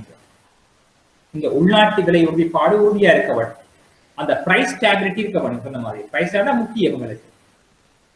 விலை மட்டங்கள் ஸ்டேபிளா இருக்க வேண்டும். அப்பதான் என்ன உள்நாட்டு முதலீட்டாளர்களும் வெளிநாட்டு முதலீட்டாளர்களும் தங்களோட முதலீட்டு தீர்மானங்களை எங்களுடைய நாட்டிலே மேற்கொள்ளுகிறார். விலை உறுதி வந்து உறுதியாக இல்லை. காரணம் இன்றைக்கு பாண்டிய விலை 50 ரூபாய், நாளைக்கு 60 ரூபாய் 70 ரூபாய் போகுது. ஆகவே இலத்திரை சாதனங்கள் விலை அப்படி போகுது. எரிபொருட்கள் விலை இப்படி மாற்றமடையுது. எப்படி மாற்றமடைந்தால் யாரை பாதிக்கும்? முதலீட்டாளர்களை பாதிக்கும், உற்பத்தியாளரை பாதிக்கும், நுகர்வோரையும் பாதிக்கும். ஆகவே ஒட்டுமொத்தமாக இந்த பொருளாதாரத்துறை முழுவதையும் பாதிக்கும். ஆகவே நாணய கொள்கையின் நோக்கம் வந்து உள்நாட்டுல வந்து விலை மாற்றத்தை வந்து உறுதியாக வைத்திருத்தல் வேண்டும். உறுதியாக வைத்திருப்பதன் ஊடாக இந்த பொருளாதார வளர்ச்சியை நாங்கள் மேம்படுத்தக்கூடிய மாதிரி இருக்கும். நீங்க பாத்தீங்கன்னா அமெரிக்கா பாத்தீங்கன்னா இருக்கு, உறுதியாகவே இருக்கு. இந்தியாவையும் பார்த்து இந்தியாவை இலங்கையோட விலைமட்டம் உறுதியாக ஸ்டேபிளாக நம்ம மாற்ற முடியாது. ஆகவே விலைமட்டம் உறுதியா இருக்கணும். ஆகிய உற்பத்தியாளர் சாதகமா இருக்கும், முதலீட்டாளர் சாதகமா இருக்கும்.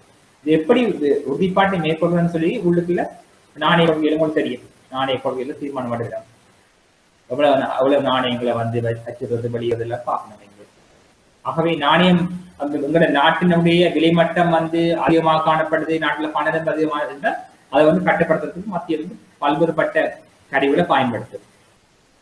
ஆகவே எப்படிங்க கேள்வி, நாட்டினுடைய பண நிரம்பரை கட்டுப்படுத்துவதற்காக மத்திய வங்கியினால் மேற்கொள்ளக்கூடிய நடவடிக்கைகள் யாவை என்று, அதாவது பேரின பொருளாதாரத்தின் உறுதிநிலையை பேணுவதால் இந்த பொருளாதாரத்தினுடைய நாணய கொள்கை முக்கியத்துவம் காணப்படும்.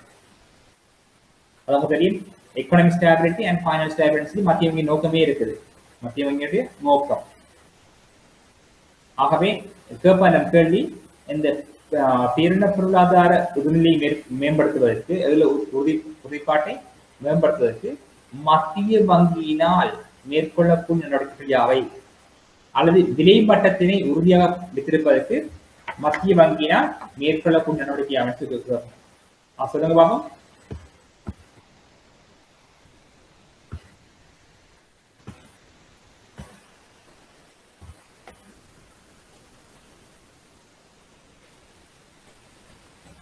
சொல்லுங்க. பேரின பொருளாதார உறுதிநிலையை பேணுவதற்கு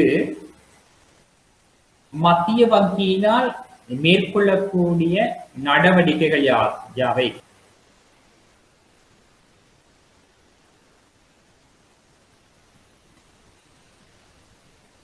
அதாவது நாட்டில வந்து விலை மட்டத்தினை உறுதியாக வைத்திருப்பதற்கு மத்திய வங்கியினால் மேற்கொள்ளக்கூடிய நடவடிக்கைகள் யாவை? மத்திய வங்கி தான் பல்வேறுபட்ட நடவடிக்கைகளை மேற்கொள்ளுது பேரின பொருளாதார உறுதிநிலையை மேம்படுத்துவதற்காக. மேக்ரோ எக்கனாமிக் ஸ்டாபிலிட்டி என்று சொல்லுவார்கள். வந்து பேரின பொருளாதார உறுதிநிலை. இந்த பேரின பொருளாதார உறுதிநிலை நிலைத்து நிற்கிற அபிவிருத்தியும் வந்து முக்கியத்துவமா இருக்கும். ஆகவே இதனை பேணுவதற்கு மத்திய வங்கியினால் மேற்கொள்ளக்கூடிய நடவடிக்கைகளை என்ன செய்யலாம் மத்திய வங்கி? சொல்லுங்க சொல்லுங்க, நாங்கள் சொல்லியிருக்கீங்க, சொல்லுங்க.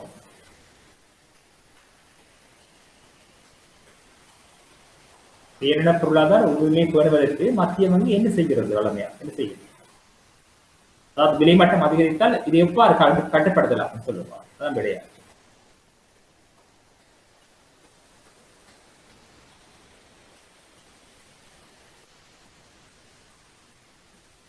சொல்லுங்க, பரவாயில்ல, யாருன்னா சொல்லுங்க.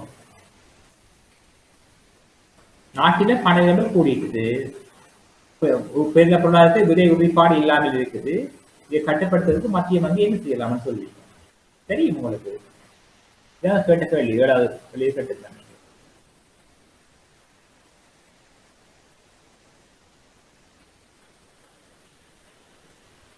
சொல்லுங்க பாப்போம். அதாவது இப்படி சின்ன கேள்வி தான் இது வந்து. அதாவது நாட்டில விலை மாற்றத்தை கட்டுப்படுத்துவதற்கு மத்திய வங்கியினால் மேற்கொள்ளக்கூடிய நடவடிக்கைகள் யாவை?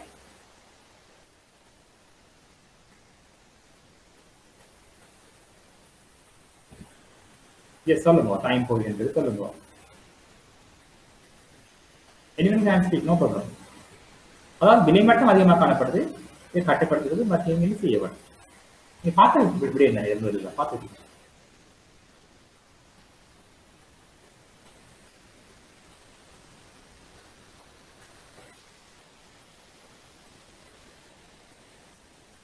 நிஷாந்த் சொல்லுங்க, சொல்லுங்க பாப்போம். ஏதாவது நாட்டில விலை மட்டம் உயர்வாக இருக்குது, இது எவ்வாறு கட்டுப்படுத்தலாம்? விலை மட்டம் உயர்வாக இருக்குது, விலை மட்டம் கூடிக்கிட்டு போகுது நாட்டில. அப்ப இதை கட்டுப்படுத்த என்ன செய்யலாம் மத்திய வங்கி? பண நிரம்பலை குறைக்கிறதுக்கு நாணய சுருக்கல் நாணய கொள்கையை வந்து கடைபிடிக்கும். அதுல வந்து கொள்கை வட்டி வீதம், ரிசர்வ் ரேஷியோ வந்து அதிகரிக்கும். திறந்த சந்தை தொலைப்பாடுகளை வந்து மக்களிடமுள்ள திரைசேரிகள் உண்டியல்களை வந்து மீள கொள்வனவு செய்யும். மற்றது கொள்கை வட்டி வீதம் மீள கொள்ள செய்யக்கூடாது. மீள கொள்ள காசு மக்கள்கிட்ட போயிருமല്ലോ, விற்பனை செய்யும். விற்பனை செய்யும், சரி. நல்லது.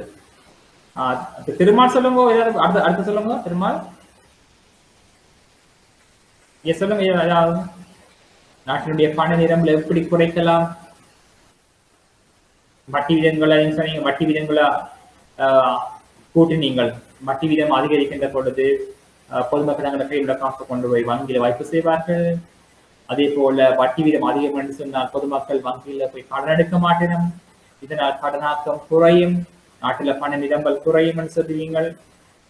சரியா? அது சொன்னீங்கள். பகிரங்க சந்தை நடவடிக்கையில போய் மத்திய வங்கி உண்டிகள், ஆவணங்கள், பங்கு பத்திரங்களை பொதுமக்களுக்கு, நிறுவனங்களுக்கு விற்பனை செய்யுது. விற்பனை செய்கின்ற பொழுது பொதுமக்கள் இவற்றை கொள்வனை செய்வார்கள், வங்கிகள் கொள்வனை செய்யும். பொதுமக்கள் கொள்வனை செய்கின்ற பொழுது அதுக்கு பதிலாக அவருடைய பணம் என்ன செய்யும், மத்திய வங்கிக்கு வெறும். அதேபோல் நிதி நிறுவனங்கள் இவற்றை கொள்வனை செய்ய வங்கிகள் கொள்வனை செய்கின்ற பொழுது வங்கிகளோட பணம் வந்து மத்திய வங்கிக்கு போகும். இது நம்ம வங்கிகளோட கையில் உள்ள பணத்தின் அளவு குறையும். வங்கியோட பணத்தின் கையில் அளவு குறைகின்ற பொழுது வங்கிகளால் வழங்கப்படக்கூடிய கடன்களின் அளவும் குறையும், கடனாக்கும் குறையும் சொன்னீங்க.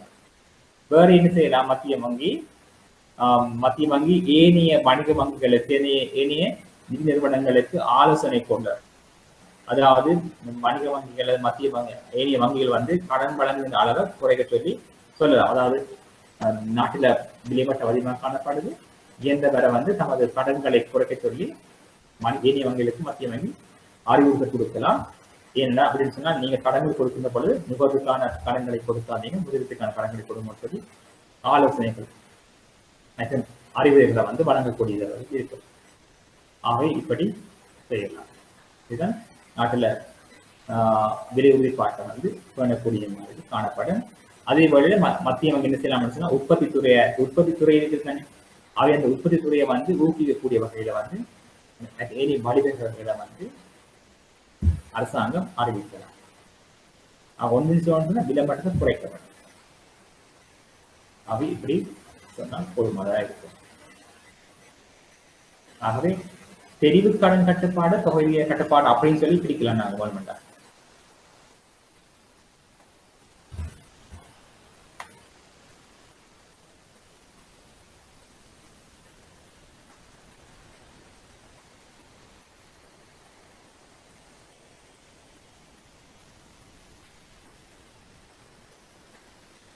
ஆகவே இவ்வாறு கேள்விகள் வந்து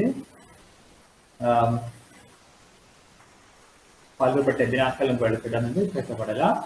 ஆகவே அதை நீங்கள் இலகுவில நீங்கள் செய்யக்கூடிய மாதிரி இருக்கும். சில விடயங்களில் பார்க்க வேண்டி இருக்குது. நாங்கள் இன்னும் உங்களுக்கு வந்து நாங்கள் பார்க்க வேண்டிய விடயம் மீன் இருக்குது. ஐக்கிய அமெரிக்காவுடைய மத்திய வங்கி பார்க்க வேண்டி இருக்குது. அதாவது எங்களோட பெடரல் ரிசர்வ் பேங்க்ஸ் இந்த வந்து தொழிற்பாடுகள் அதனுடைய வரலாறு பார்க்க வேண்டும். அதே போல நீங்க சொல்லுங்க பார்ப்போம், யூகேல உள்ள மத்திய வங்கியோட பேர் என்னவாக இருக்கும்? உங்களுக்கு தெரியும், அமெரிக்காவில் இருக்கிற வங்கியினுடைய பெயர் வந்து பெடரல் ரிசர்வ் பேங்க்னு சொல்லி அழைக்கிறீங்கள். பெடரல் ரிசர்வ் பேங்க்னு சொன்னா அதான் அந்த நாட்டினுடைய மத்திய வங்கின்னு சொல்லி இருக்குது. அதே போல யூகே உள்ள வங்கியின் பேர் என்னவா இருக்கும்? என்ன பேர் அழைப்பீங்கள்? பேங்க் ஆஃப் இங்கிலாந்து சொல்லுறாங்க. அதையும் நாங்க பார்க்க வேண்டியிருக்குது. அதை விட நாங்கள் கடினம் முக்கியமா பார்க்க வேண்டியது வந்து பெடரல் ரிசர்வ் பேங்கை பற்றி நாங்கள் பார்க்க வேணும். அது கேள்வி வந்திருக்குது. அதுல பெடரல் ரிசர்வ் பேங்க்ல வந்து கவர்னர் யாரால் தீர்மானிக்கப்படுவர், அந்த அதுக்கடுத்த வந்து மானிட்டரி போர்டில் யார் யார் இருப்பினும் அவருடைய செயற்பாடு என்ன சொல்லி நாங்கள் பார்க்க வேண்டியிருக்குது. சிறிய வரலாறு பார்க்க வேண்டியிருக்குது. அதே போல இலங்கை மத்திய வங்கியுடைய வரலாறு அதனுடைய தொழிற்பாடுகள் எல்லாம் நாங்கள் பார்க்க வேண்டியிருக்குது. ஆக அப்படி பார்த்துட்டு போயிட்டு உங்களுக்கு மத்திய வங்கியினுடைய குறிக்கோள்கள் யாவை என்று சொல்லி கேட்கணும். மத்திய வங்கியுடைய குறிக்கோள்கள் யாவை? மத்திய வங்கியின் குறிக்கோள் சொல்லுங்க பார்ப்போம். பிரதான குறிக்கோள் சொல்லுங்க. மத்திய வங்கியினுடைய பிரதான குறிக்கோள் இலங்கை மத்திய வங்கி என்று சொல்லுங்க பார்ப்போம். Objectives of the central bank of Sri Lanka சொல்லுங்க. என்ன சொல்லுவீங்க? இலங்கை மத்திய வங்கியினுடைய குறிக்கோள்கள் என்ன சொல்லுவீங்கள்?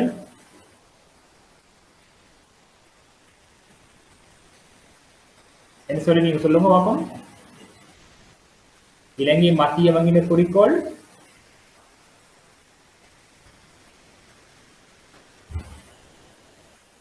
சொல்லுங்க.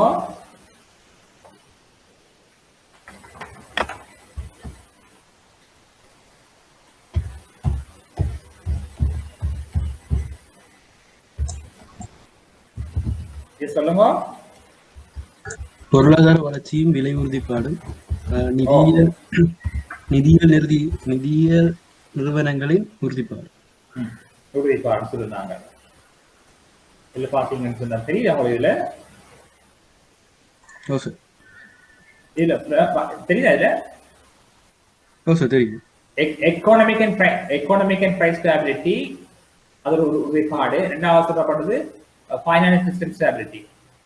இது வந்து ரெண்டு உறுதிப்பாடு இருக்குது. அதாவது விலை உறுதிப்பாடு, பொருளாதார மற்றும் விலை உறுதிப்பாடுன்னு சொல்லுவீங்கள். பொருளாதார மற்றும் விலை உறுதிப்பாடு, மற்றது நிதிய உறுதிப்பாடுன்னு சொல்லுவாங்க. ரெண்டு உறுதிப்பாடு இருக்குது. ரெண்டு உறுதிப்பாடு சொன்ன மாதிரி பொருளாதார மற்றும் விலை உறுதிப்பாடு price stability and finance stability சொல்லி புரிஞ்சுது. Price and financial stability. Okay, அதான் ரெண்டு விலை உறுதிப்பாடு. அதாவது பொருளாதார மற்றும் விலை உறுதிப்பாடு. அடுத்த சொல்லுவீங்க ரெண்டாவது நிதியியல் உறுதிப்பாடு, ஃபைனான்சியல் சிஸ்டம் ஸ்டெபிலிட்டின்னு சொல்லுவோம். இதெல்லாம் வந்து முக்கியமான குறிக்கோள் மத்திய வங்கியின். ஆகவே இவற்றின் அடைவதற்கான வழிமுறைகளை நாங்கள் அறிந்து வச்சிருக்க வேண்டும். பொருளாதார விலை உறுதிப்பாடு முக்கியத்துவம் என்று, அதாவது பொருளாதார மற்றும் விலை உறுதிப்பாடு என்பது பொருளாதார வளர்ச்சி மற்றும் அபிவிருத்தி ஏற்படுத்துறது. மற்றது பொருளாதாரத்துல வந்து விலை உறுதிப்பாட்டை வந்து உறுதியாக செய்வது. ஃபைனான்ஸ் ஸ்டெபிலிட்டி இலங்கையில காணப்படுகின்ற நிதியியல் உறுதிப்பாட்டை வந்து பேணி வச்சிருக்க வேண்டும். நிதி உறுதிப்பாடு என்பது உங்களுக்கு தெரியும், உள்நாட்டுல வந்து காணப்படுகின்ற நிதி நிறுவனங்களை வந்து மேற்பார்வை செய்கிறது, அவர்களை வந்து முகாமை செய்கிறது, அவர்களை வந்து சந்தையில வந்து தொடர்ச்சியாக லாபகரமாக செயற்பட வைக்கிறது அவருடைய உறுதிப்பாடாக இருக்கும். ஆகவே இது வந்து முக்கியம். இங்க எங்களோட பொருளாதாரத்துல வந்து நிதித்துறை வந்து வளர்ச்சி அடையாமல் நிதி நிறுவனங்கள் முடிவடைகின்ற நிலைமை ஏற்பட்டால் இது வந்து மத்திய வங்கியில அது சொல்ல வேண்டும். ஏனென்று சொன்னா எல்லா நிதி நிறுவனங்களும் மத்திய வங்கியில தான் பதிவு செய்யப்பட்டிருக்கிறது. மத்திய வங்கியில 4 நிதி நிறுவனங்களை வந்து மேற்பார்வை செய்து வழி நடத்த வேண்டும். எப்படின்னு சொன்னா நிதி நிறுவனங்களுடைய நோக்கம் எப்படி இருக்கும் என்று சொன்னால், அது நிதி நிறுவன நோக்கம் வந்து எப்பொழுதுமே லாப நோக்கத்துல உங்களுக்கு ஏற்படுவார்கள். ஆகவே உங்களுக்கு ஃபைனான்ஸ் கம்பெனிஸ் வந்து அதிகமான வட்டி வருமானத்தை வந்து வைப்பாளர் கொடுக்க பார்க்கணும். என்ன காரணம் சொன்னால் அவர்கள் வந்து தாங்கள் வந்து அந்த அதிக ஆபத்து பெறக்கூடிய முதலீடுகளை போய் முதலீடு செய்து அதிக வருமானத்தை பெறுவார்கள். அதனால அப்ப இந்த ஃபைனான்சியல் இந்த companies always face the high risk and high return. அது ஆபத்து அதிகமாக இருந்தா இந்த வருமானம் அதிகமாக காணப்படும். Low risk and low return. உங்களுக்கு தெரியும், நீங்க பேங்க்ல கொண்டே காசை போட்டுட்டீங்கன்னு சொன்னா பிரச்சனை இல்லை, அங்க அவங்களுக்கு ஆபத்து இல்லை, ஆனா உங்களுக்கு ரிட்டர்ன் வந்து குறைவா இருக்கு.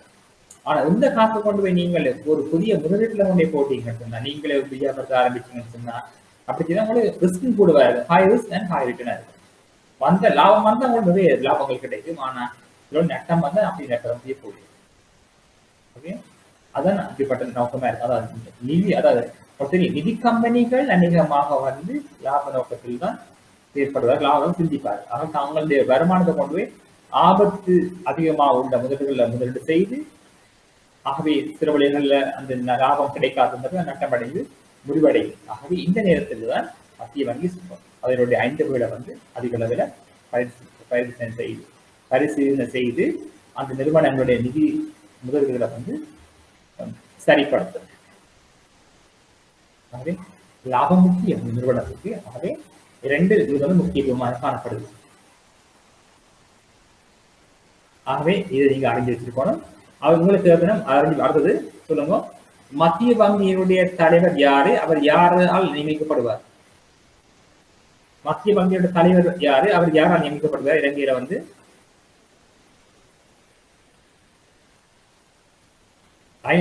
லைன்ல இருப்பீங்களா? மத்திய வங்கியினுடைய தலைவர் கவர்னர் வந்து யார் நியமிக்கிறது இலங்கையில?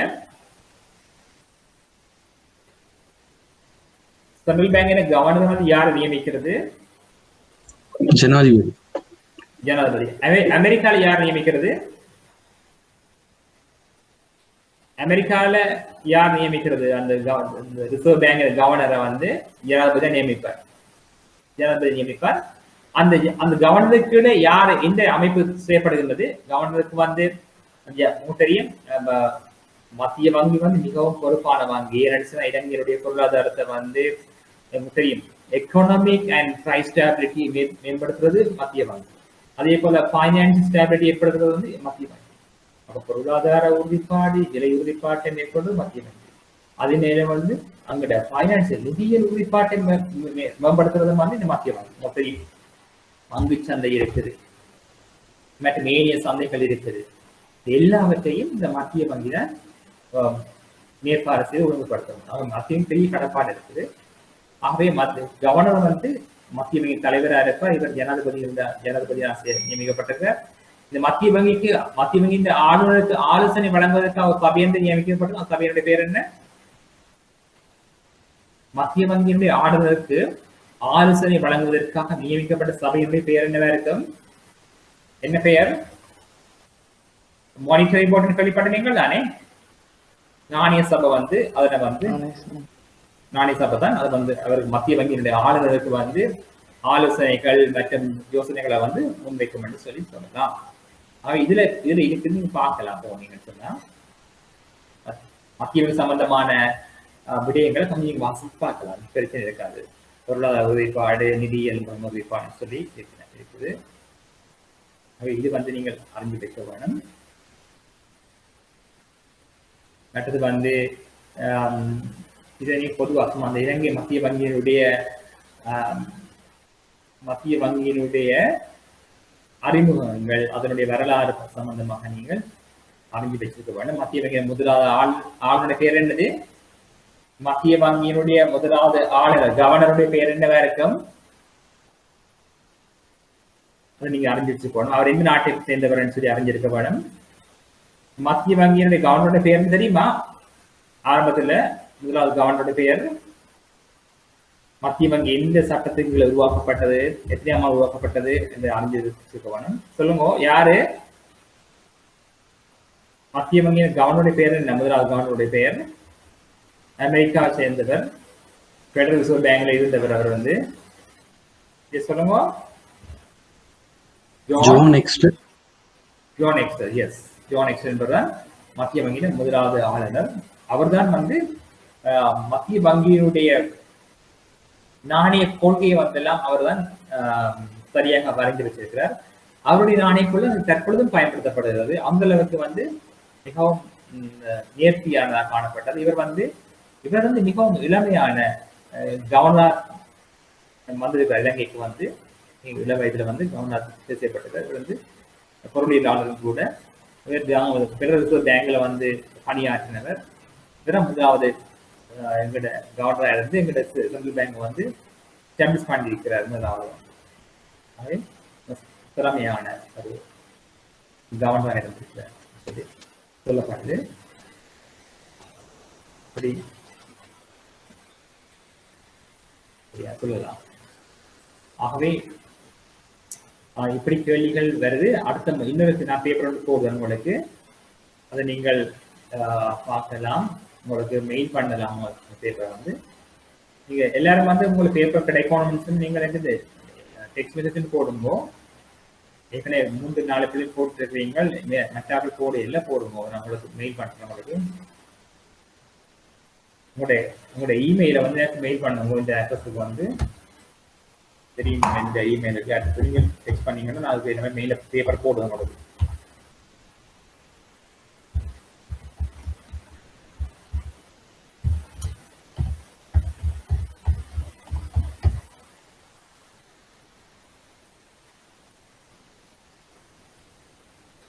இதுக்கு வந்து நீங்க டெக்ஸ்ட் பண்ணீங்கன்னு சொன்னா நான் அடுத்த கிளாஸ்க்குரிய இதை போடுவேன். உங்களுக்கு வந்து அடுத்த வகுப்பு வந்து வீக்லிஸ்ல ஒன்று போடலாமா? உங்களுக்கு ஏழுமா?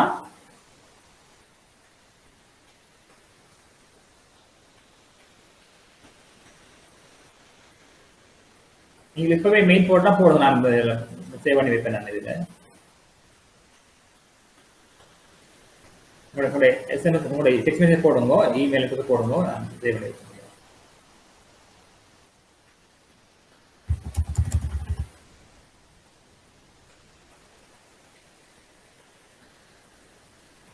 ஒரு குரூப் மெயிலோட போட்டு நான் நல்லா அனுப்புறதா இருக்கும்.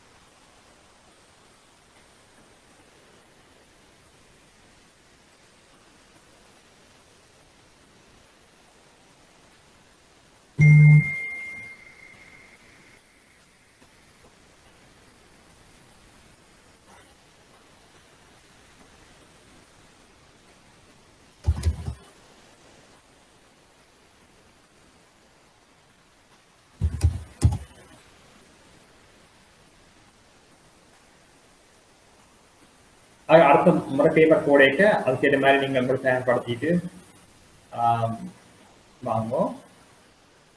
மேலே நீங்கள் கேள்வி கேட்கணும்னு சொன்னா கேளுங்கோ.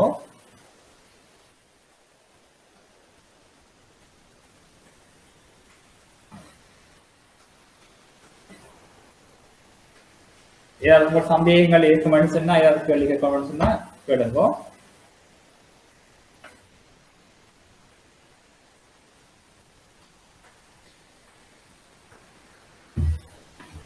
ஏதாவது கேட்க வேண்டி இருக்குதானா கேளுங்கோ. உங்களோட 5 மினிட்ஸ் இருக்குது.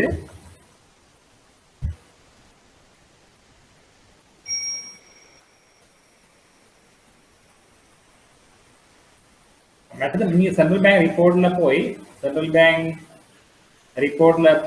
பேங்க் வெப்சைட்ல போனீங்கன்னு சொன்னா மத்திய வங்கியினுடைய வரலாறு கிடக்குது. அதே போல அவர்கள் வந்து சில வெளியீடுகளை செய்திருக்கிறோம். அதில் போய் நீங்க வாசிக்கலாம். வாசித்து உங்களுக்கு யூஸ்ஃபுல்லா பயனுள்ளதா இருக்கும். உங்களுக்கு வந்து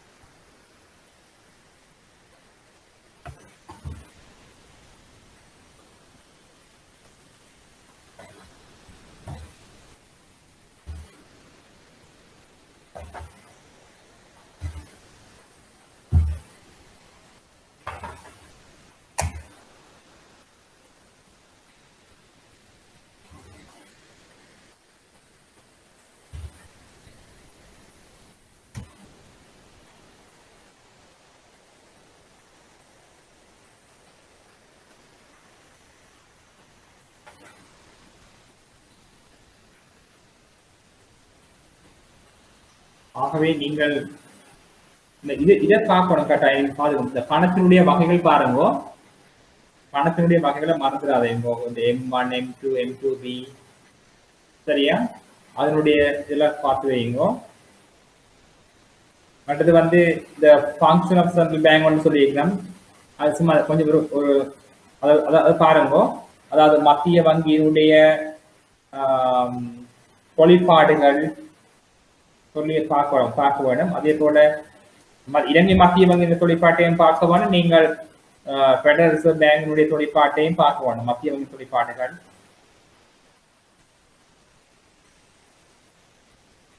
அது வந்து பார்த்து போகணும்.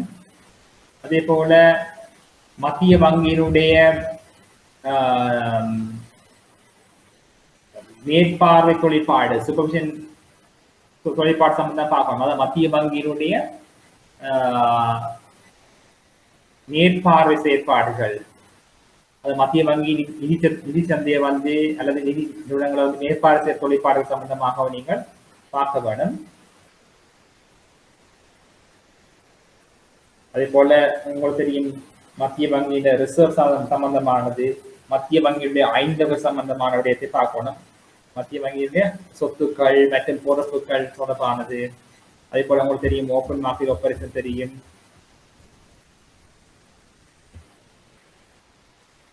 மத்திய வங்கி எப்படி நாணயத்தை கட்டுப்படுத்துறது, மத்திய வங்கி கடனாக்கம் பணவாக்கம் அதெல்லாம் பார்த்துட்டீங்கள். ஆகவே இவ்வாறு எல்லா விடயங்களையும் நீங்க பார்த்து கொண்டு இருக்க வேண்டும். அதே மாதிரி கடினமான விடயம் இல்லை, அது விளங்கி வச்சா ஈஸியானதாக இருக்கும். அடுத்து இந்த காம்போனன்ட்ஸ் ஆஃப் மணி என்று சொல்லுவீங்கள், அதாவது பணத்தினுடைய கட்டமைப்பு என்று சொல்லுவோம். பணத்தினுடைய கட்டமைப்பு சம்பந்தமாக அறிஞ்சு வச்சிருக்கோம். நான் அடுத்த வகுப்பில் நாங்கள் தொகை கடன் கட்டுப்பாடு, தெரிவு கடன் கட்டுப்பாடு சம்பந்தமாக நாங்கள் பார்ப்போம். ஆகவே இதுவரைக்கும் நீங்க பார்த்த விடயங்கள்ல ஏதாவது சந்தேகங்கள் இருக்கும் என்று சொன்னா நீங்க கேளுங்க, அதுக்கு நாங்கள் சொல்லுவோம். அடுத்து பிபிசி ஓபன் போடலாமா உங்களுக்கு?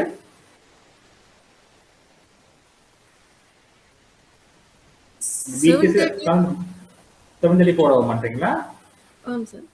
ஓகே, மற்றவைக்கு ஓகேயா? 7:30க்கு